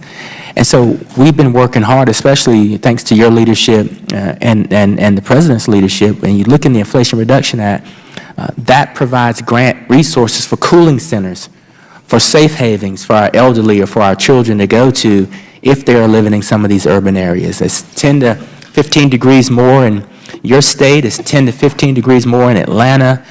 We've got these situations going on all across the country, and unfortunately those who can afford it the most are getting hit the hardest. Yeah, and I'll just add, that's exactly why we knew anecdotally what communities would be hardest hit during the pandemic. It was a perfect overlay of heat maps with those communities that had the highest rate of COVID infections, hospitalizations, and fatalities. It's no accident that communities experiencing the worst of these causes are the same ones that have been on the front lines of historic inequities. Racist policies like redlining, where lenders would literally draw a red line around neighborhoods to deny services like mortgages and loans to black and brown folks wanting to move in, have made it more likely for communities of color to be situated in formerly industrial areas that have more heat-trapping concrete and less tree cover. At the same time, folks living in these neighborhoods are also more likely to struggle with asthma, cardiovascular diseases, and other complex medical conditions that turn more deadly in the heat. In 2023 alone, we saw a record 2,300 people died due to excess heat, a figure that is considered an undercount by experts. So yes, environmental justice and health equity go hand in hand. The Biden-Harris administration has recognized this by delivering $2 billion in funding to climate justice community change grants. Administrator Regan, how will these new grants help communities like those that I represent in the MA 7th address the health risks associated with heat islands? There are significant opportunities, and the good part about it is that these solutions don't have to come top down. They're coming from the bottom up. These communities have had these solutions, and if they have more access to solar energy, they won't be afraid to run their air conditionings, but the bills will be lower and they'll be healthier inside. Like I said earlier, if they can invest in cooling centers and have safe havens and safe places for their constituents, your constituents to go, that's a game changer. They've also, many cities have thought about creative things like painting the tops of buildings and with reflective light that push that heat back, or thinking about what type of material they use for their sidewalks. There are a lot of innovative ideas by young people, by people who have been thinking about this for a long period of time. They're competing for our grants, we're giving them the resources, and they are creating solutions for their communities.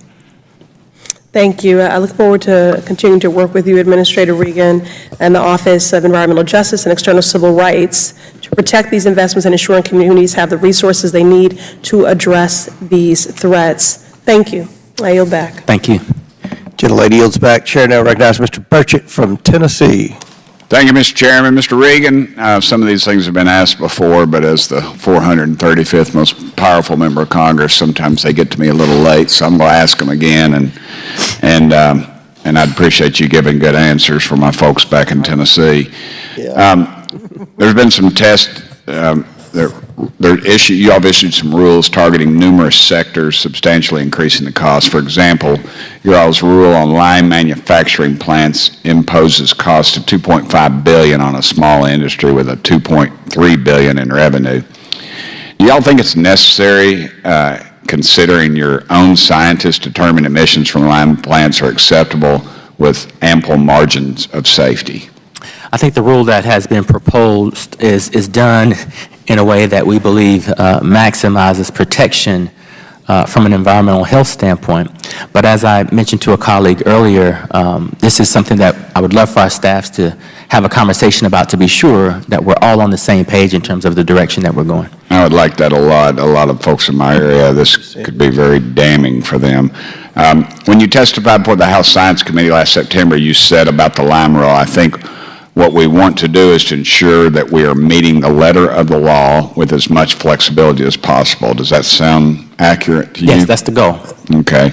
Well, let me ask you then, why did y'all disregard the Small Business Administration's recommendations for more timely and flexibility when issuing the lime rule? Well, I'm not quite sure if we ignored the small businesses regulation, but again, that's something that I'd love to have a discussion about to see if we're on the same page there. And I'd appreciate if you get back to me on that. If you do, I'd appreciate that. Absolutely. Can you explain how increases in compliance costs impact businesses that are trying to stay afloat in today's already challenging economic circumstances? Well, compliance complexity can be looked at a few ways. I think that what we try to do is evaluate and analyze the administrative burden and the compliance burden of any of our rules. And we weigh that against the opportunities for these companies to invest in new technologies that might provide efficiencies in some other areas, while also lowering the pollution burden on the environment and individuals. So we take a look at all of it and try to come out with a win-win-win. Let me follow up on that. Does your agency engage with stakeholders at all levels to determine exactly what the impact of these regulations would be for businesses of all sizes and for the folks that they serve? We do. Typically, we engage with all of our stakeholders numerous times, privately and in public venues. Is it public venue? Is that like a hearing type of situation? Okay. Well, witnesses have warned us that this committee, that if the Biden administration continues at the Obama administration's regulatory pace for 8 more years, the cost of these rulemaking could exceed $60,000 per household. $60,000. What impact do you think that would have on low and middle class Americans? I'm not sure that I agree with the $60,000 number. It just doesn't comport with our analytics.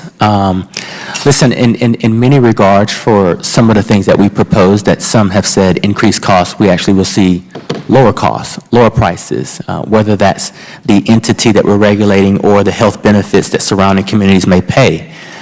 One example is thinking about the HON rule and looking at, for some of our chemical facilities, for less than 1%. The what rule? The HON rule. Okay. For less than 1%, they can invest for in a control technology that will lower cancer risk by 96%. There's a lot of regulations that we have that we see significant cost-benefit opportunities, but seem to be distorted when we have these conversations. Yeah, I would warn you, though, if it was, if we wanted to save lives, we would just bring the speed limit down to 15 miles an hour and tell everybody to, drive a moped or something, because, there would still be the cost associated with all that. And the cost avoidance, of course, is always something to take into consideration. But I think the taxpayers, in this case, are going to be left holding the bag. And I'm very much aware of that situation. So, but thank you very much for being here, and I yield, Mr. Chairman. Thank you. Thank you. Thank you. Chair now recognizes Ms. Crockett from Texas for 5 minutes. Thank you so much, Mr. Chair, and thank you so much, Mr. Administrator, for being here. First, I just have to again send love to Dr. Nance, who is my regional administrator. She and I love to go and give big checks in my district, so I appreciate her so very much. I also want to make sure that I level set, because I thought it was interesting that we were having an EPA hearing, considering the fact that some people in this chamber don't believe in this thing called climate change. So I just wanted to level set really quickly with you and find out from you if you believe that climate change is real or a hoax. Climate change is very real. Okay, thank you so much. I thought you may say that. And interestingly enough, I'm sure that there are those in this country that are looking for those Nixon Republicans, those Republicans that simply just wanted to do the work of the people and weren't about sending out misinformation, disinformation, and continuously trying to undermine our federal government agencies that are trying to do everything that they can to protect the people. When we look at the Supreme Court in their recent ruling, again, they chose not to protect the American people.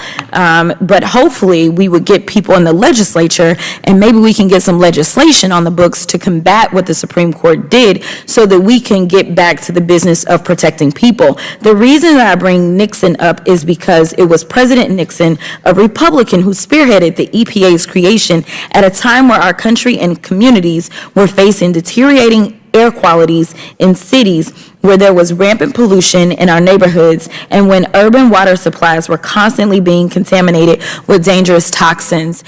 I just would imagine that President Nixon would never stand for Project 2025, which wants to do the complete opposite of that. In addition, there's a lot of conversation around rolling back regulations. My colleagues continuously talk about rolling back regulations and not really understanding the importance of these guardrails. And so I just want you to listen to a situation that technically impacted your agency. In 2018, Trump made sure that he scrapped a 2015 Obama-era rule requiring advanced braking technology on trains transporting particularly hazardous materials. That rule would have required compliance by certain trains by 2021 and others by 2023. But as Fortune reported at the time, Trump's Department of Transportation decided that the cost of installing these more sophisticated brakes outweighed the benefit. While it has been noted that technically the rule would not have required the Norfolk Southern train that derailed in Ohio to have such brakes, some believe it would have if not for Trump. Norfolk Southern estimates that it will spend more than $1 billion to address the contamination caused by the East Palestine derailment and improve rail safety and operations, which includes this settlement with the United States valued at over $310 million, as well as around $780 million in environmental. Regulations are made to protect people from potential disasters such as this. And I can pretty much probably guess that the people of East Palestine would have preferred that there would have been some protections that would have kept them from enduring that terrible situation. But I want to talk about a few other things, and then I will let you go. There's been all this talk about the money that you're getting, and all this talk about our debt. I just want to remind my colleagues that it is factual, it can be looked up. Under 4 years of the Trump administration, unlike any other administration in the history of this country, they somehow managed to rack up $8 trillion in debt in 4 years. But to be clear, in racking up that debt, it wasn't because they were trying to take care of agencies such as yours that are trying to protect people and make sure that they have clean air, clean water, clean soil. It was so that the rich 1%ers could have their tax cut. And again, Project 2025 is about making sure that those tax cuts that will expire in 2025, that they will get those back again. Again, they don't want to take care of the people, and it's okay to have debt in this country so long as the 1%ers get what they want. I just want to lay that out. Finally, when we look at where this money is going from this administration, Rep. Jordan's district got $500,000. The chair's district got about $1.6 million in EPA grants. Rep. Green's district got $500,000. Rep. Luna's district got $300,000. And Rep. Perry's district got $1 million. So for Republicans that may feel a way about EPA and it allegedly pushing a woke agenda, I just want to know, can we get the money back? I'll yield. Chair now recognizes Ms. Boebert from Colorado for 5 minutes. Thank you, Mr. Chairman. Administrator Regan, is it true that the EPA has never obtained formal authorization legislation from Congress? I'm sorry? Is it true that the EPA has never obtained formal legislation, authorization legislation from Congress? It's never been authorized by Congress. EPA is not authorized by Congress? I'm asking you. I thought EPA was authorized by Congress. Well, the EPA is not.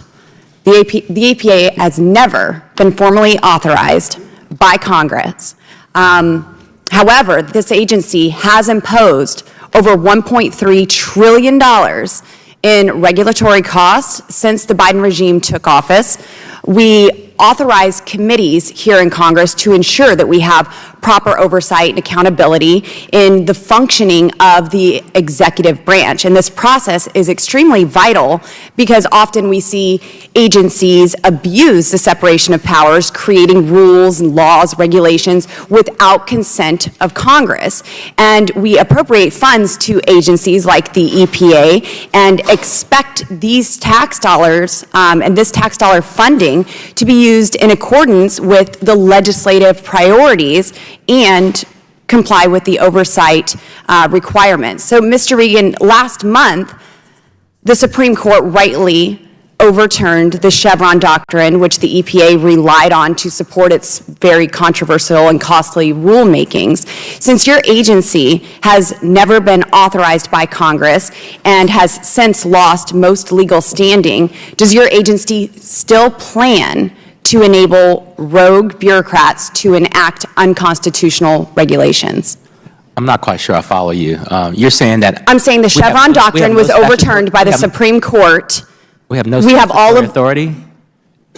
I'm saying you've never been authorized. Wait, hold on. Congress doesn't delegate authority for us to do the regulations and the business and the policy. So since 1970... So the Chevron doctrine, where you have created all of these rules under that have been proven to be unconstitutional by the Supreme Court has been overruled. So now I'm asking, are your bureaucrats still going to implement these rulemaking processes? You do know Chevron is not just focused on EPA. So, but you are. So I'm asking about the EPA, and I'm asking about your rogue bureaucrats that have enacted these unconstitutional regulations. Are you going to repeal them? Are you going to continue to implement them, or are you going to stop altogether, since it's been overturned? do you understand the ruling? Do you understand the ruling of the Supreme Court? I do, and so your question is ill-formed. No. Will you be repealing? We're not going to stop. So you're going to unconstitutionally continue with these rulemakings? We're going to adhere to the Supreme Court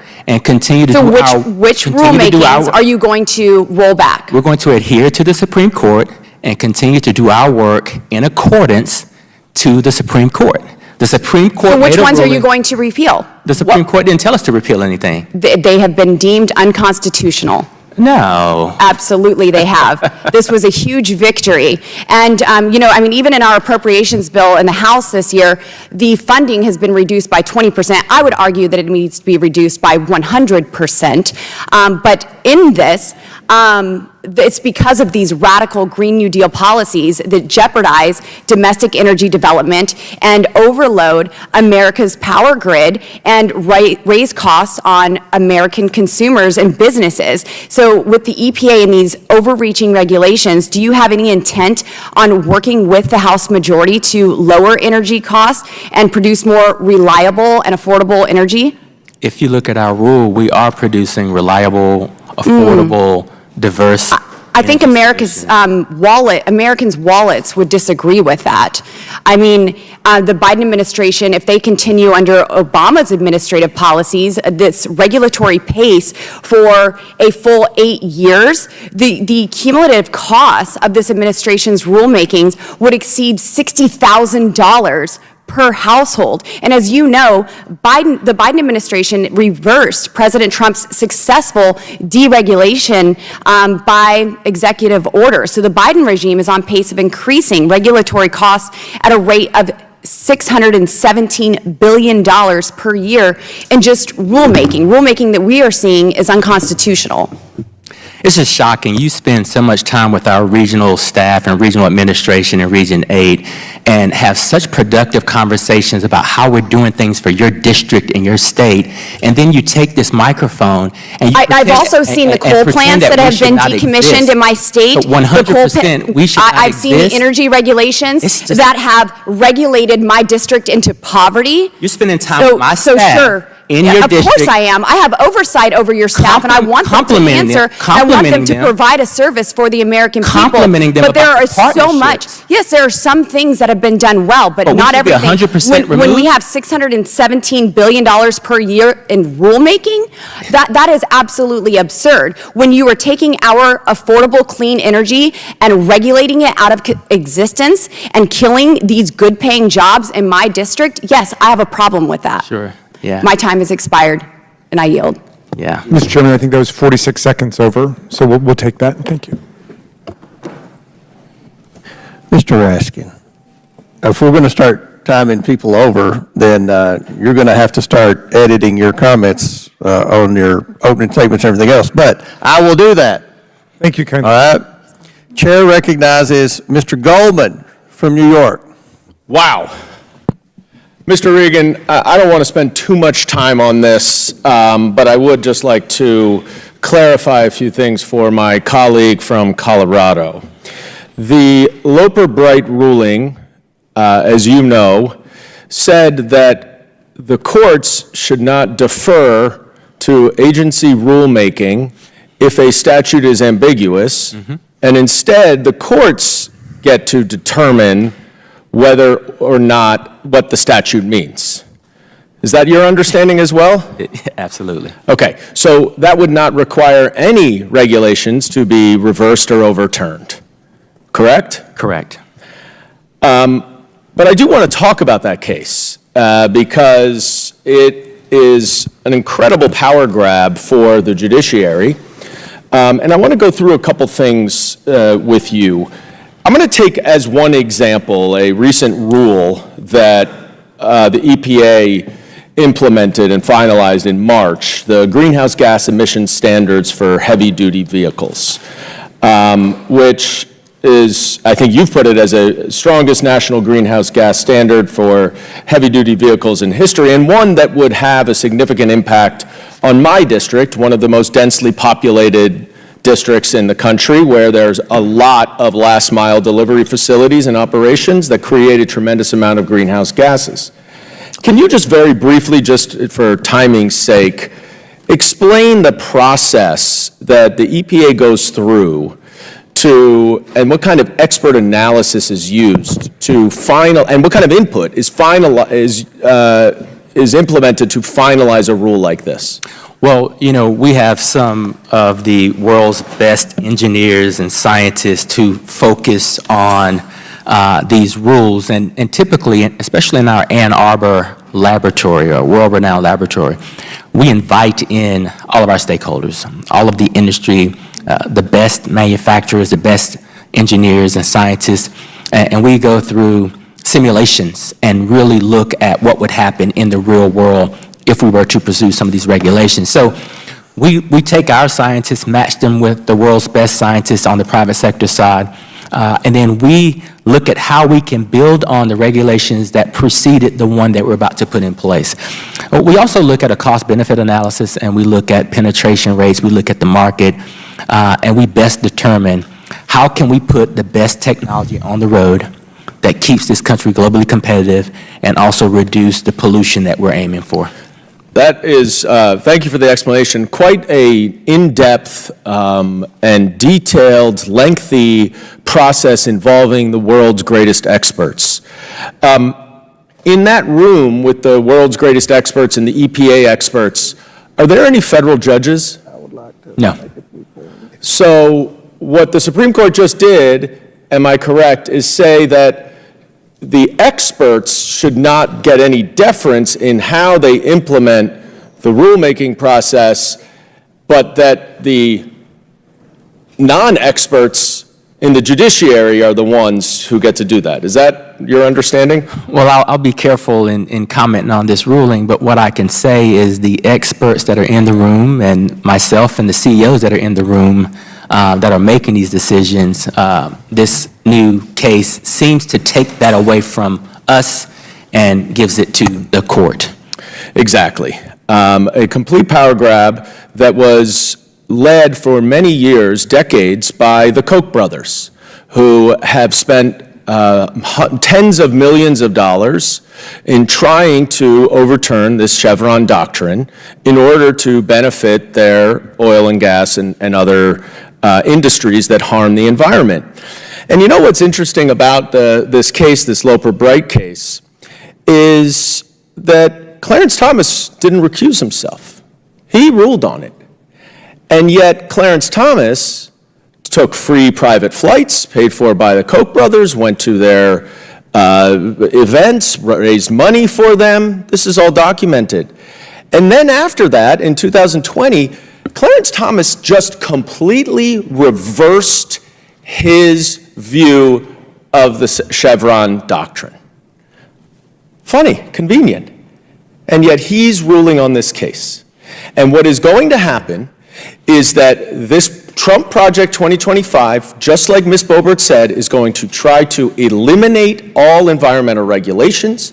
Donald Trump has offered to do that for the oil and gas company if their industry leaders can provide him with $1 billion to help in his campaign.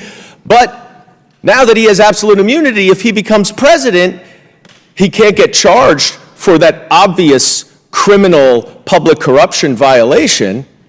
And so he's going to try to implement Project 2025, eliminate the EPA, eliminate climate change from all regulations, eliminate the experts at the EPA and other agencies and put in his political lackeys, and then get to go to Clarence Thomas to determine whether or not what the executive agencies decided makes any sense. This is the destruction of our democracy. And I yield back. Gentleman yields back. He ate up Mr. Raskin's 45 seconds. But Chair now recognizes Ms. Green from Georgia. Thank you, Mr. Chairman. Americans have been enslaved in $34.8 trillion in debt. And one of the reasons is because of the reckless spending of the Biden administration, all due to climate cultist beliefs that they have got to regulate and spend hard-earned tax dollars in order to control the climate. The Biden administration's cumulative new regulatory costs imposed surpass all of his predecessors. According to analysis of the administration's own published cost estimates, as of May 17, 2024, the administration had already imposed $1.6 trillion in new regulatory costs. That $1.6 trillion is almost the entire budget for 1 year for the federal government. These costs are several times higher than the cost imposed during the entire 8 years of the Obama administration, and they are over $1.7 trillion greater than those imposed during the Trump administration. As of May 2024, the EPA had on its own imposed $1.3 trillion of the Biden administration's total new regulatory cost, over 80%. An estimated $870 billion of these costs are attributable to the EPA's light and medium duty EV rule. But even the remaining $400+ billion in new costs are substantially equivalent to all new regulatory costs imposed through the Obama administration. Mr. Reagan, you unveiled a new rule this year, a climate regulation. The rule's designed to ensure that the majority of new passenger cars and light trucks sold in the United States are all electric or hybrids by 2032, and that's approximately 8 years from now. This is an absurd regulation on tailpipe emissions limits imposed by the EPA. Inflation is so high right now, so high. Many Americans aren't able to even buy a new car right now. They're not able to buy a home. They can hardly afford their rent. I know many senior citizens in my district are having to choose between rent and being able to pay for their medications. This is absolutely unreal that this would be a rule imposed on Americans to the point where they would have, within 8 years, are they even going to be able to buy a car? Think about that. Think about hardworking families. Parents both working with their kids, they're just trying to get through life. And this rule that you have imposed is going to force them to, because of the tailpipe emissions, have to buy an electric vehicle. So I don't think many Americans are going to be able to do that. And it's going to drastically crush Americans who, by the way, pay your paycheck, pay my paycheck, pay for this federal government. It's outrageous. Right now, we have an EV euphoria is dead. Automakers are scaling back or delaying their electric vehicle plans. 7.6 of new cars and trucks sold are electric vehicles because nobody wants them. And then let's add on the reality of electric vehicles. Electric vehicles add 1,000 pounds or more per vehicle. That causes damage to roads, bridges, and parking garages. I want you all to imagine for just 1 minute a parking garage that has been built to hold the weight of combustion engine cars and trucks. And imagine a parking garage filled with electric vehicles. It cannot sustain that weight, and neither can many roads and bridges. Electric vehicles are too heavy. There's 2,000 pounds in 1 ton. The Delaware Bridge, for example, has a weight limit of 3 tons. So there's several EVs on the market right now that already exceed that limit for that bridge, for that one bridge. One electric vehicle exceeds the limit, the weight limit for that bridge. Tesla Model X, Audi e-tron, BMW, e-Hummer, and Rivian. Some of these electric vehicles exceed 8,000-pound limits on some of these roads. Because of the rules that you are imposing, this is going to crush Americans' ability to even be able to afford a car and send us back into the time before people could afford cars, and I can't even imagine that. In Georgia alone, we had the electric vehicle car Rivian. They're now delaying construction of a $5 billion factory in Georgia. This is a complete catastrophe, Mr. Reagan. It's a complete catastrophe, and it needs to be undone. The EPA regulations are unsustainable for Americans, and believe me, Republicans want clean air and water too, but the climate cult has got to end. Thank you, Mr. Chairman. Thank you, lady from Georgia. Now, Chair recognizes our energy expert, Mr. Fallon from Texas. Thank you, Mr. Chairman. Listen, I don't want to plow over fields that have already been tilled, Administrator Reagan, so I'm going to keep things simple. I want to start with just speaking with you, having an exchange philosophically. You would agree that and this is real basic stuff, you would agree we live in a representative republic, correct? I'm sorry? We live in a representative republic, yes. Philosophically. I agree with you. So which do you believe, given a binary choice, should have more legal weight and be held in higher regard? Choices A and B. A, laws passed by Congress, the folks that are elected by the people, and then signed by the president, so that's choice A. Or B, a rule imposed by unelected bureaucrats. What do you think should have more legal weight and held in higher regard, A or B? I like the system that we have. So you want to answer A or B? Congress writes the laws, the president signs it in, and we implement them. So you would agree then that a law should have more weight than a rule? I'm sorry?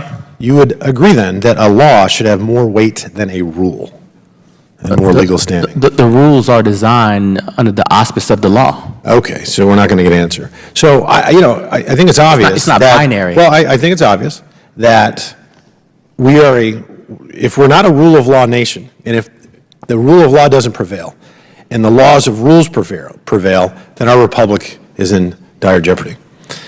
Administrator, the EPA under your direction, would you describe it as, did you think that you all shown restraint and balance, or have you repeatedly seriously overreached? No, I think we have shown balance and an aggressive approach to tackling some of the biggest challenges that our country faces. Okay, so you've shown, in your opinion, you have shown restraint and balance.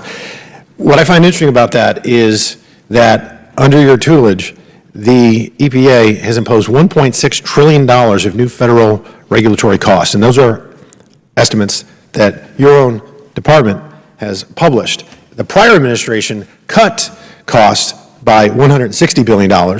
And this is what I find even more interesting. And the EPA, these regulatory costs, there's one agency in less than 4 years has imposed more cost than the entire federal government did under the 8 years of all things, the Obama administration. So again, changing gears, keeping things simple, Environmental Protection Agency, which leads me, and I'm sure many others, to presume that your job is to protect the environment. And public health. Okay.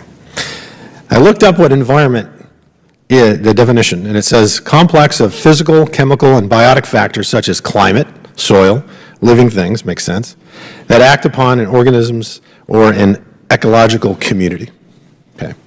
So I'm troubled when, and I did watch the exchange, I wasn't here, but I was up in my office, and I watched the exchange between you and, at the time, Chair Mace, where she was talking to you about an outfit called the Climate Justice Alliance.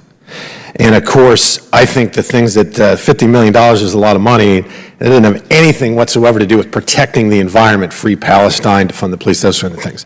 And you said, when she asked her, you said and insisted under oath that they had not received a penny from the EPA. Is that correct? That's correct. Okay, so but when I heard you and when I heard the exchange, it seemed to me you were saying they have not yet received a penny. And then she asked you, and I'd like to give you the opportunity now to clarify, because I was very interested in the response. She asked you to commit right now to guaranteeing that while you're the EPA administrator, that they will never receive a penny. And I appreciate you giving me the opportunity to say, because of some of the things that were said, that I think we all agree are offensive, I have to legally go through a process to ensure that they either are in or out of the bounds, because there's going to be litigation one way or another.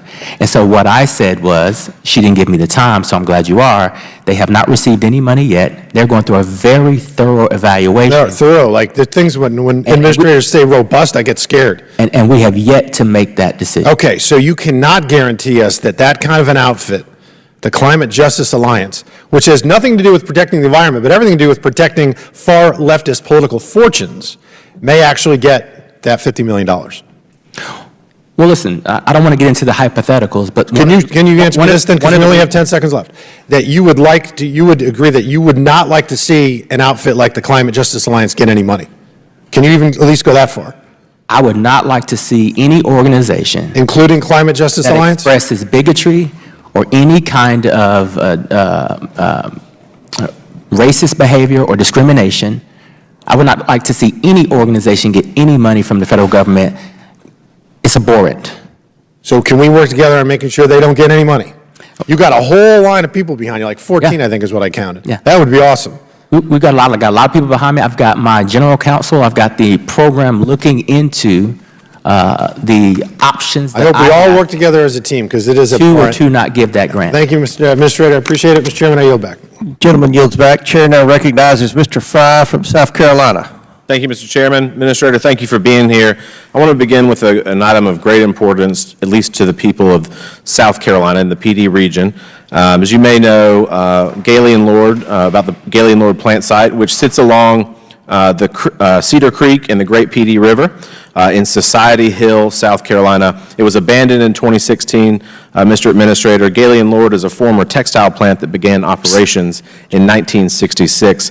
PFAS dyes and heavy metals have since contaminated the soils, the wetlands around the site, the waterways around the plant. Hurricane Florence, most recently, also caused a release of wastewater to nearby Cedar Creek and to the Great PD River in 2018, further posing damage to my constituents. After a voluntary cleanup contract was terminated in 2017, it took the EPA 2 additional years to remove the site's 2,400 abandoned containers, including 100,000 gallons and 53,000 pounds of liquid waste. Galen Lord was finally added to the EPA's Superfund National Priorities List in March of 2022. Still, I have serious concerns about the timeliness of EPA's actions in Society Hill. After visiting Society Hill just last week, I have difficulty believing the tangible steps have been taken to address the issue. Administrator, I understand the site's remedial investigation and feasibility study was made possible after this priority listing in 22. Can you describe this investigation and any subsequent actions that the EPA has taken since that time? Yes, I can say that we are working very aggressively to, it's on the Superfund priority site, and the ultimate goal that we share is to make this economically viable, a commercial industrial property in the community again. Field sampling is anticipated to begin later this year. I think that we have more resources through the bipartisan infrastructure law, that $5 billion focused on Superfund and brownfields. So we have more resources. This is a priority, and I think that you will see us moving much quicker than we have in the past. Thank you. What is the timeline or estimated completion date that you believe exists? Let me get you that. I don't have that timeline in front of me, but I don't mind being transparent and sharing that with you. Thank you. I do appreciate that. How do you suggest the small town of Society Hill, they've got about 1,000 residents, how do you suggest that they would deal with this over the course of such a long period of time? Listen, it's tough. We've seen this all across the country. It's unfair. It's a burden. It lowers morale. It lowers property values. And so we understand the sense of urgency that we need to take. And, the hard part is living with this before it is listed on the NPL list or it's listed. Once it's listed, it moves much quicker. It's going to move even quicker because we have the bipartisan infrastructure law resources. So it's a weight on the community, and we are very sensitive to that. Thank you for that. And just curious, I had the opportunity last week to visit it. It just looks like a war zone. The plants have burned twice. I think twice, maybe even more. There's giant holes in the sides of the buildings. It's completely overgrown. People come to peel off scrap metal and steal from it. Are there logistical concerns that pose a delay to the time frame of cleaning up this site and returning it back to its natural state? I don't think there are any logistical concerns. I will say that I share the concerns that you've just laid out, which is trespassing and theft and other things. I think we're looking into some fencing and some other things that we can do to prevent people from coming on site, maybe even some beautification while we're doing the work. And so my folks have committed to me that they are focused on this. It's a high priority, and I'm hoping we can stay in touch on this. Well, and I appreciate that. Happy to be a willing partner with you on it. It's of great importance to that part of the region of my state. Do you, with respect to the security around it, the fencing, other things that may occur, is that something that the EPA would be funding, or was that something that the property owner itself or other entities would be contributing? That's something that more than likely, to expedite the time frame, EPA could fund and then get the funds back from the polluter or the perpetrator. What do you expect, just curious, out of pure curiosity, Administrator, what do you expect the cost of that to be? What is the anticipated cost of cleanup of that site? I have no idea. I would be purely guessing if I threw out a number. Okay. What is it? What do you see in other sites around the country? The cost range, if you will. Like between $1 million and $100 million, something like that, or what do you? I tell you what, we'll get those to you really quickly. Okay. Looking forward to partnering with and the reason that is that they range. These sites, they range in size, they range in contamination, they range in the depth of the contamination. So that's a pretty hard question to answer without exactly knowing what your site looks like. Would love to work with you on that. I think it's of great importance. A lot of people are very frustrated, not necessarily with the EPA, but just with the site itself out there. So to the extent that we could expedite it, that we can get that place cleaned up. It's a beautiful part of the state. They've got tremendous natural resources, and would love to see it return back to its natural state. Absolutely. Thank you, sir. Gentleman's time's expired. Chair now recognizes Mr. Langworthy from New York. Well, thank you very much, Mr. Chairman. I appreciate the Administrator being here with us today, and I'd like to discuss the EPA's recent final rule entitled Standards of Performance for New, Reconstructed, and Modified Sources and Emissions Guidelines for Existing Sources, Oil and Natural Gas Sector Climate Review. It's no secret that the final rule will have a severe impact on more than 700,000 marginal oil and gas wells throughout the United States, including wells operated by small-scale operators in my own district in the southern tier of New York. Administrator, prior rules acknowledge the need for accommodations for marginal wells. This rule should have done the same. Did EPA consider the vast differences between a marginal well operation and high-volume well operations when crafting this rule? Yes, we did. Okay. And now, under this rule, the EPA is providing no more than a 36-month regulatory compliance timeline for the oil and gas operators.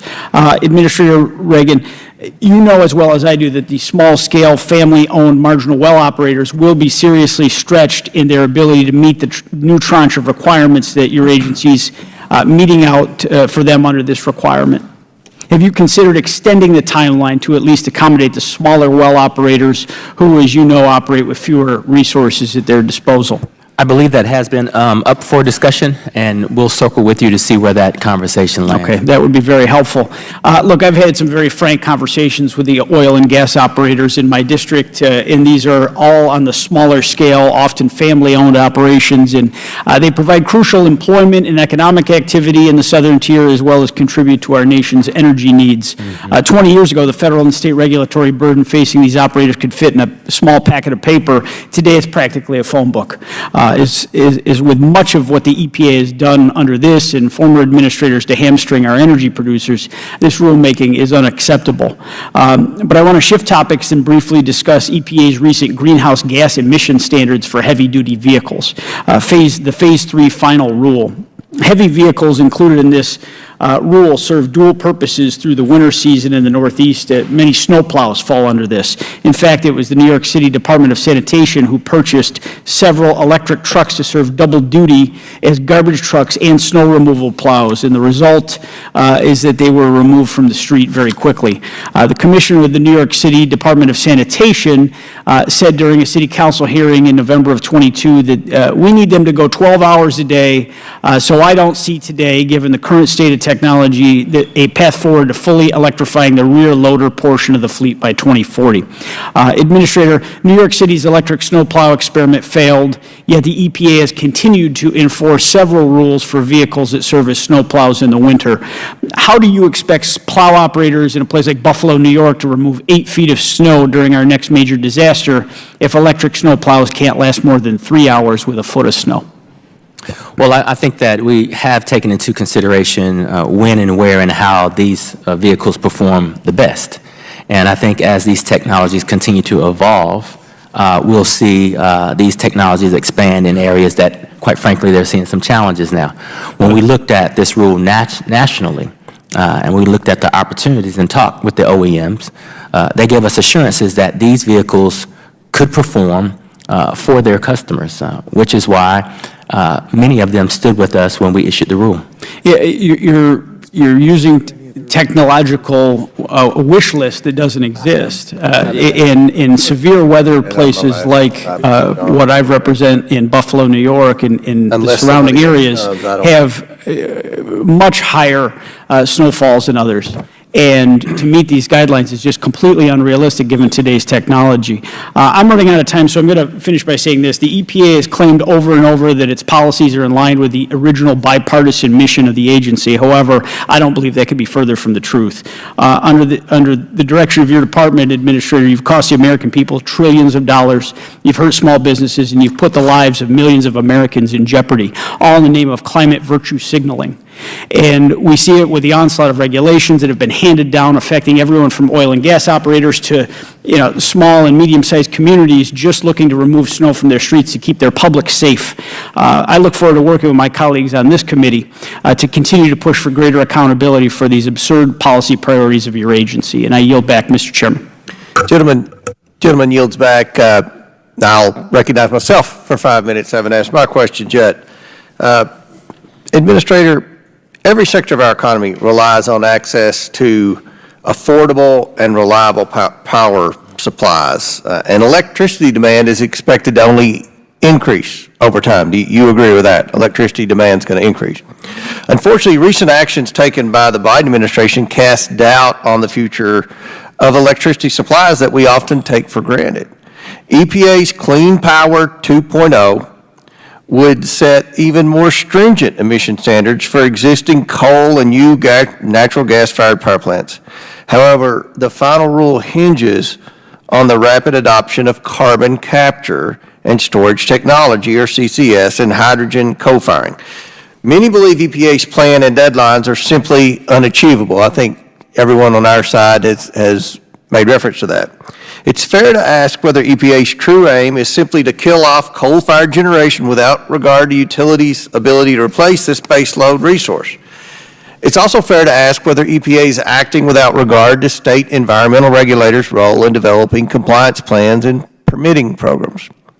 On June 21st, 2023, this committee launched an investigation into Clean Power Plan 2.0. In documents provided to the committee and subsequently made available to the public, we discovered agency comments suggesting that the administration used CCS and hydrogen co-firing have not been adequately demonstrated, and therefore the proposed rule would violate the Clean Air Act. Despite this knowledge, the Biden administration issued a rule that it not only knew had serious legal flaws, but would also impose nearly impossible to meet standards on 60% of our nation's electricity generation.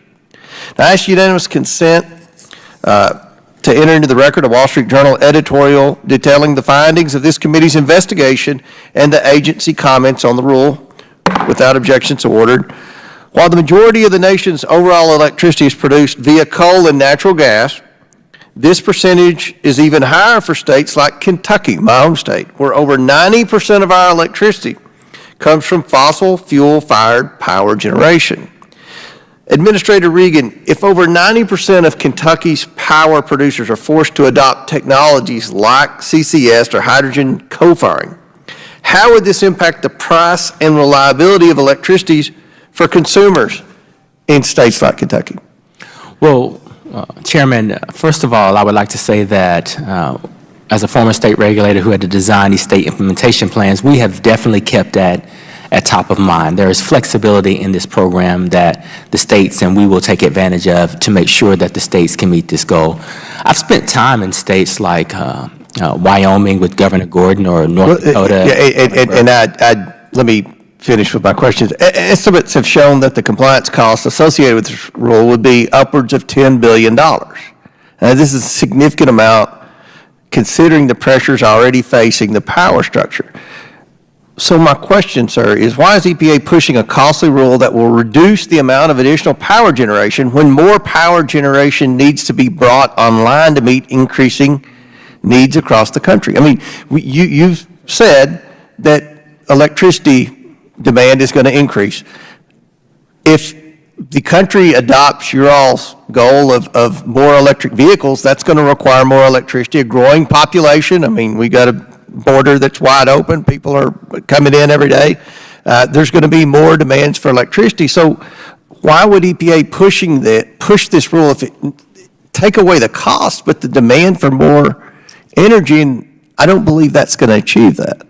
We think it can, and with that demand, we think we'll get more cleaner energy. And listen, where's it going to come from? I've been to Wyoming. I've been to North Dakota and spent time with Governor Burgum. I've been to Wyoming and spent time with Governor Gordon. They are doing it. There's a facility in Texas, Petronova, that is doing it. So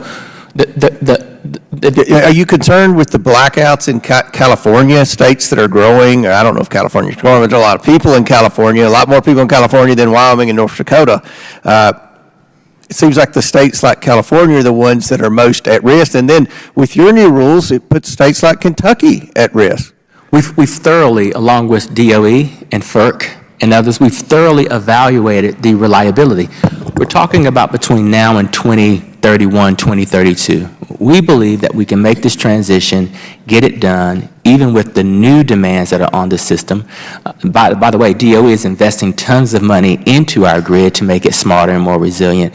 We've got an infusion of dollars from Bill and IRA that really will make our energy system much stronger. And I appreciate that, but I've been asked by all my electric cooperatives in Kentucky. These aren't privately owned. These are cooperatives. Every single cooperative in Kentucky is screaming to the top of their lungs about your new proposals.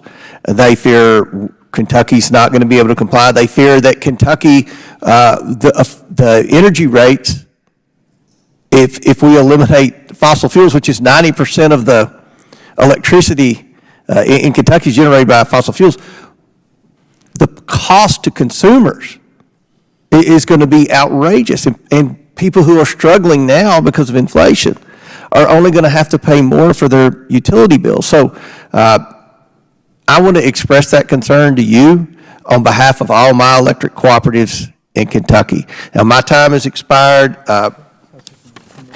And Mr. Chairman, can I offer? Yes, go ahead, please, feel free. For the electric co-ops, I have a great respect for electric co-ops. I'd love to have the leadership of that co-op of Kentucky come in and. They would love to talk to you. We'll make that happen. Okay, thank you. All right. It doesn't appear we have any more questioners, so in closing, I want to thank you, Administrator Regan, for appearing here today and for your testimony. I now yield to Ranking Member Raskin for closing remarks. Thank you, Mr. Chairman. I just want to make 3 points in closing. The first is that Americans want the EPA to be doing more to stop climate change, not less. And yet, we heard from a number of our colleagues on the GOP side today, as well as from Project 2025, that EPA's rules are hurting Americans. But that's not the perspective most Americans have. Most Americans want the EPA to be doing more. We have a philosophical difference or a scientific difference. We believe that climate change is real and is a dagger pointed at the throat of humanity. And too many of our colleagues agree with the erudite gentlelady from Georgia who calls climate scientists and most Americans, by extension, climate cultists. We heard it twice from her today. Well, if there are brainwashed cultists on the issue, it is the people who are following the conspiracy theories of QAnon and assert that scientists like Dr. Fauci are trying to invent diseases. That's where the cultists come in. Secondly, a number of our colleagues wanted to lecture you, Administrator Regan, about the role of agencies, which are, of course, indispensable in implementing the will of Congress. That's why Congress set up the EPA. That's why Congress set up the National Labor Relations Board. That's why Congress set up the Department of Justice. And our colleagues have no problem using those agencies to get the things done they want to do. If you read their Project 2025, they want the President of the United States to be able to use the Department of Justice for the first time in American history to go after his political opponents. And to well, if you disagree with that, then I'm delighted to hear it, Mr. Chairman. Which Department of Justice going after political opponents? The Merrick Garland Department of Justice or the next department? There's a case right now against the Democratic senator from New Jersey, Mr. Menendez. There's a case right now against a Democratic congressman from Texas. I see a pattern with Democrats. And well, wait a second. No, don't be too clever. You're a smart man, but try to follow a principled argument. You just claimed that the Department of Justice was somehow biased against Republicans. And I'm naming you cases where the DOJ is going after Democrats.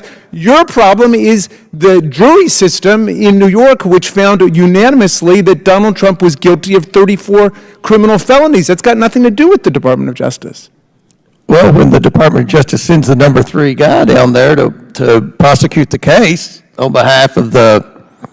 Which case are you referring to? The Trump case that you just referred to. You're talking about the District Attorney Bragg's case in New York? The number 3 guy went down to New York. All right, well, we'll have to take that up at another point, but I'm talking to you about what former President Trump says he wants to do, and if you think it's outrageous, then I am delighted to hear it, that he would use the Department of Justice. I just thought it was outrageous you saying the Department of Justice under Trump was going to be weaponized when we believe that this Department of Justice has been pretty darn weaponized. Well, what is the proof of that? I just named you 3 cases where the Department of Justice is going after Democrats, and I mean, that's a very serious slur against the Department of Justice and the Attorney General. I stand by that. You stand by your slur then. Well, I would love us to have a complete hearing then on whether or not it's true, because I think it's wrong. And in fact, really it's just setting the stage for Donald Trump to try to use the Department of Justice as an instrument of persecution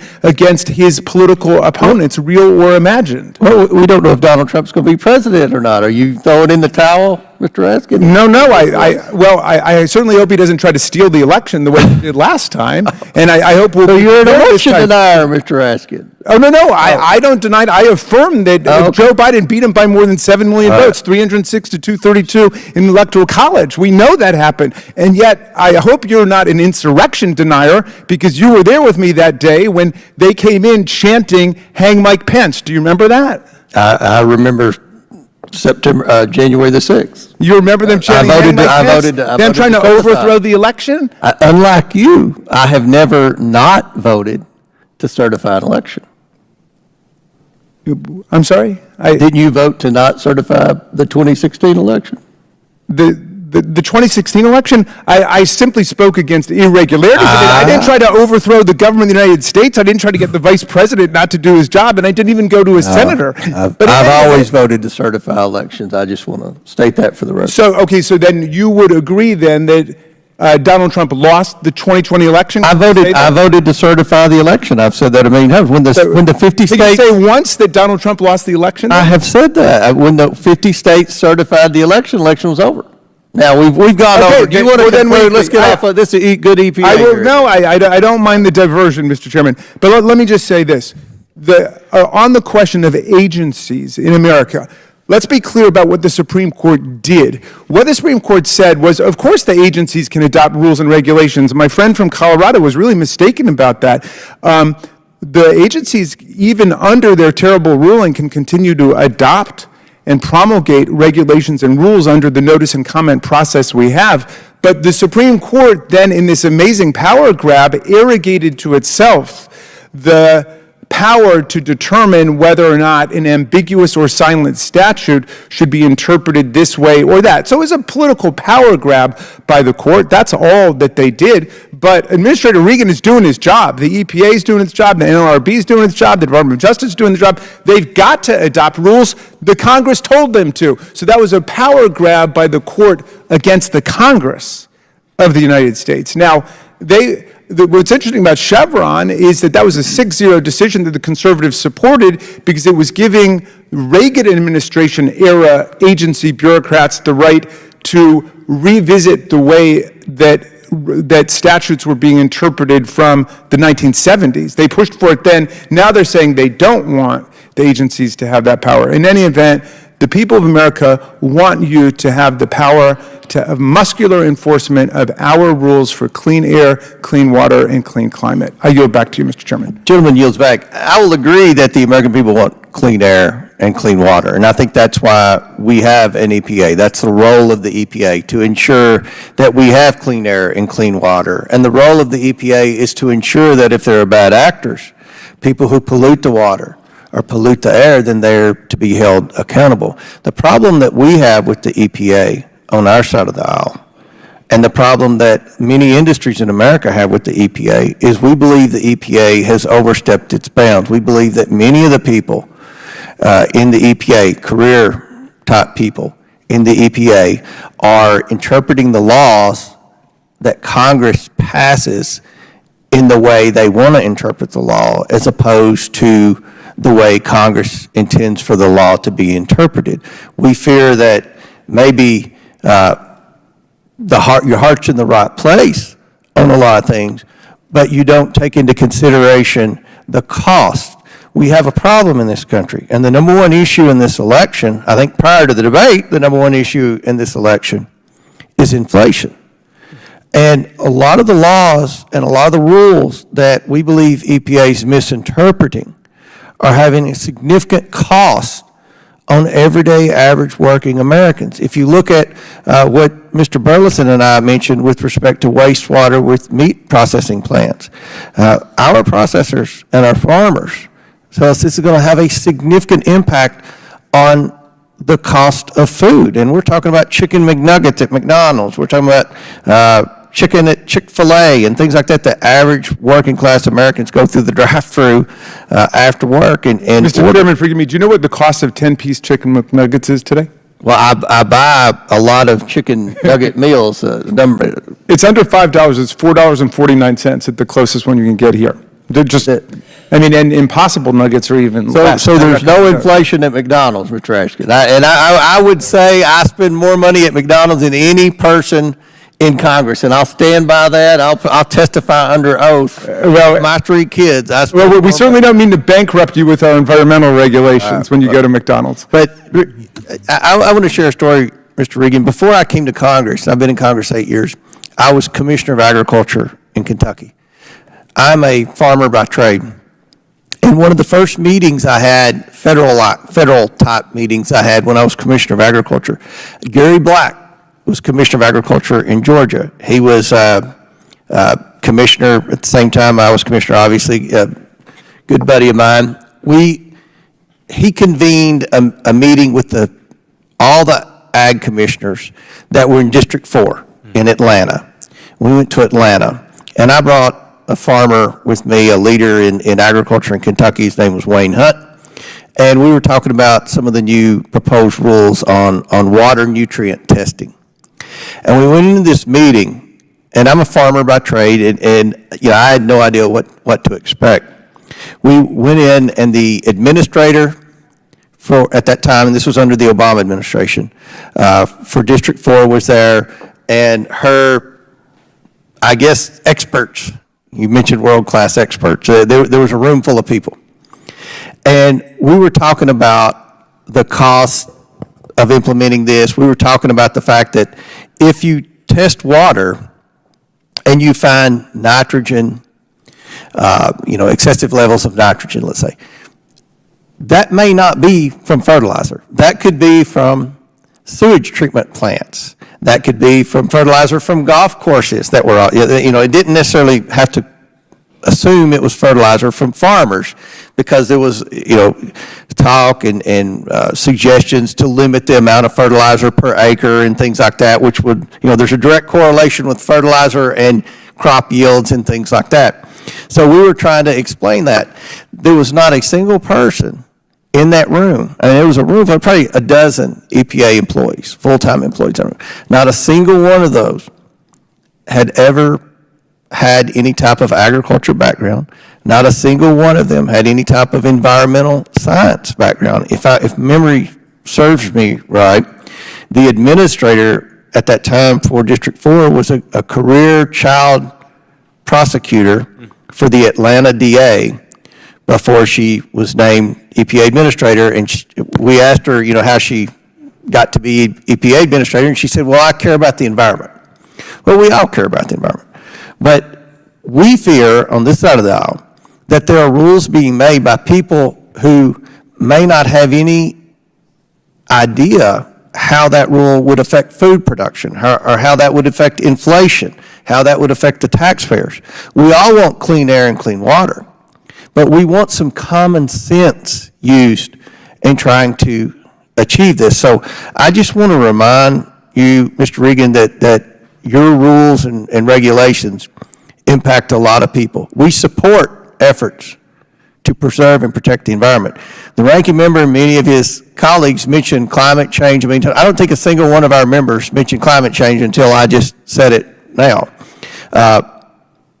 We want the EPA to abide by the rules of Congress and not take orders from left-wing climate extremists, because that's what we fear is happening now. So we want to continue to communicate. We want to work with you. We share the same overall objective, a clean environment, and holding bad actors accountable for polluting our streams and our air. But we also have to take into effect the cost and the practicality. I mean, we have to have more electricity production. We don't believe your rule and your objectives are going to achieve that. So thank you for being here today, sir. We appreciate your testimony. And with that, and without objection, all members have 5 legislative days within which to submit materials and additional written questions for the witnesses, which will be forwarded to the witnesses. If there's no further business, without objection, the committee stands adjourned. Thank you. Thank you.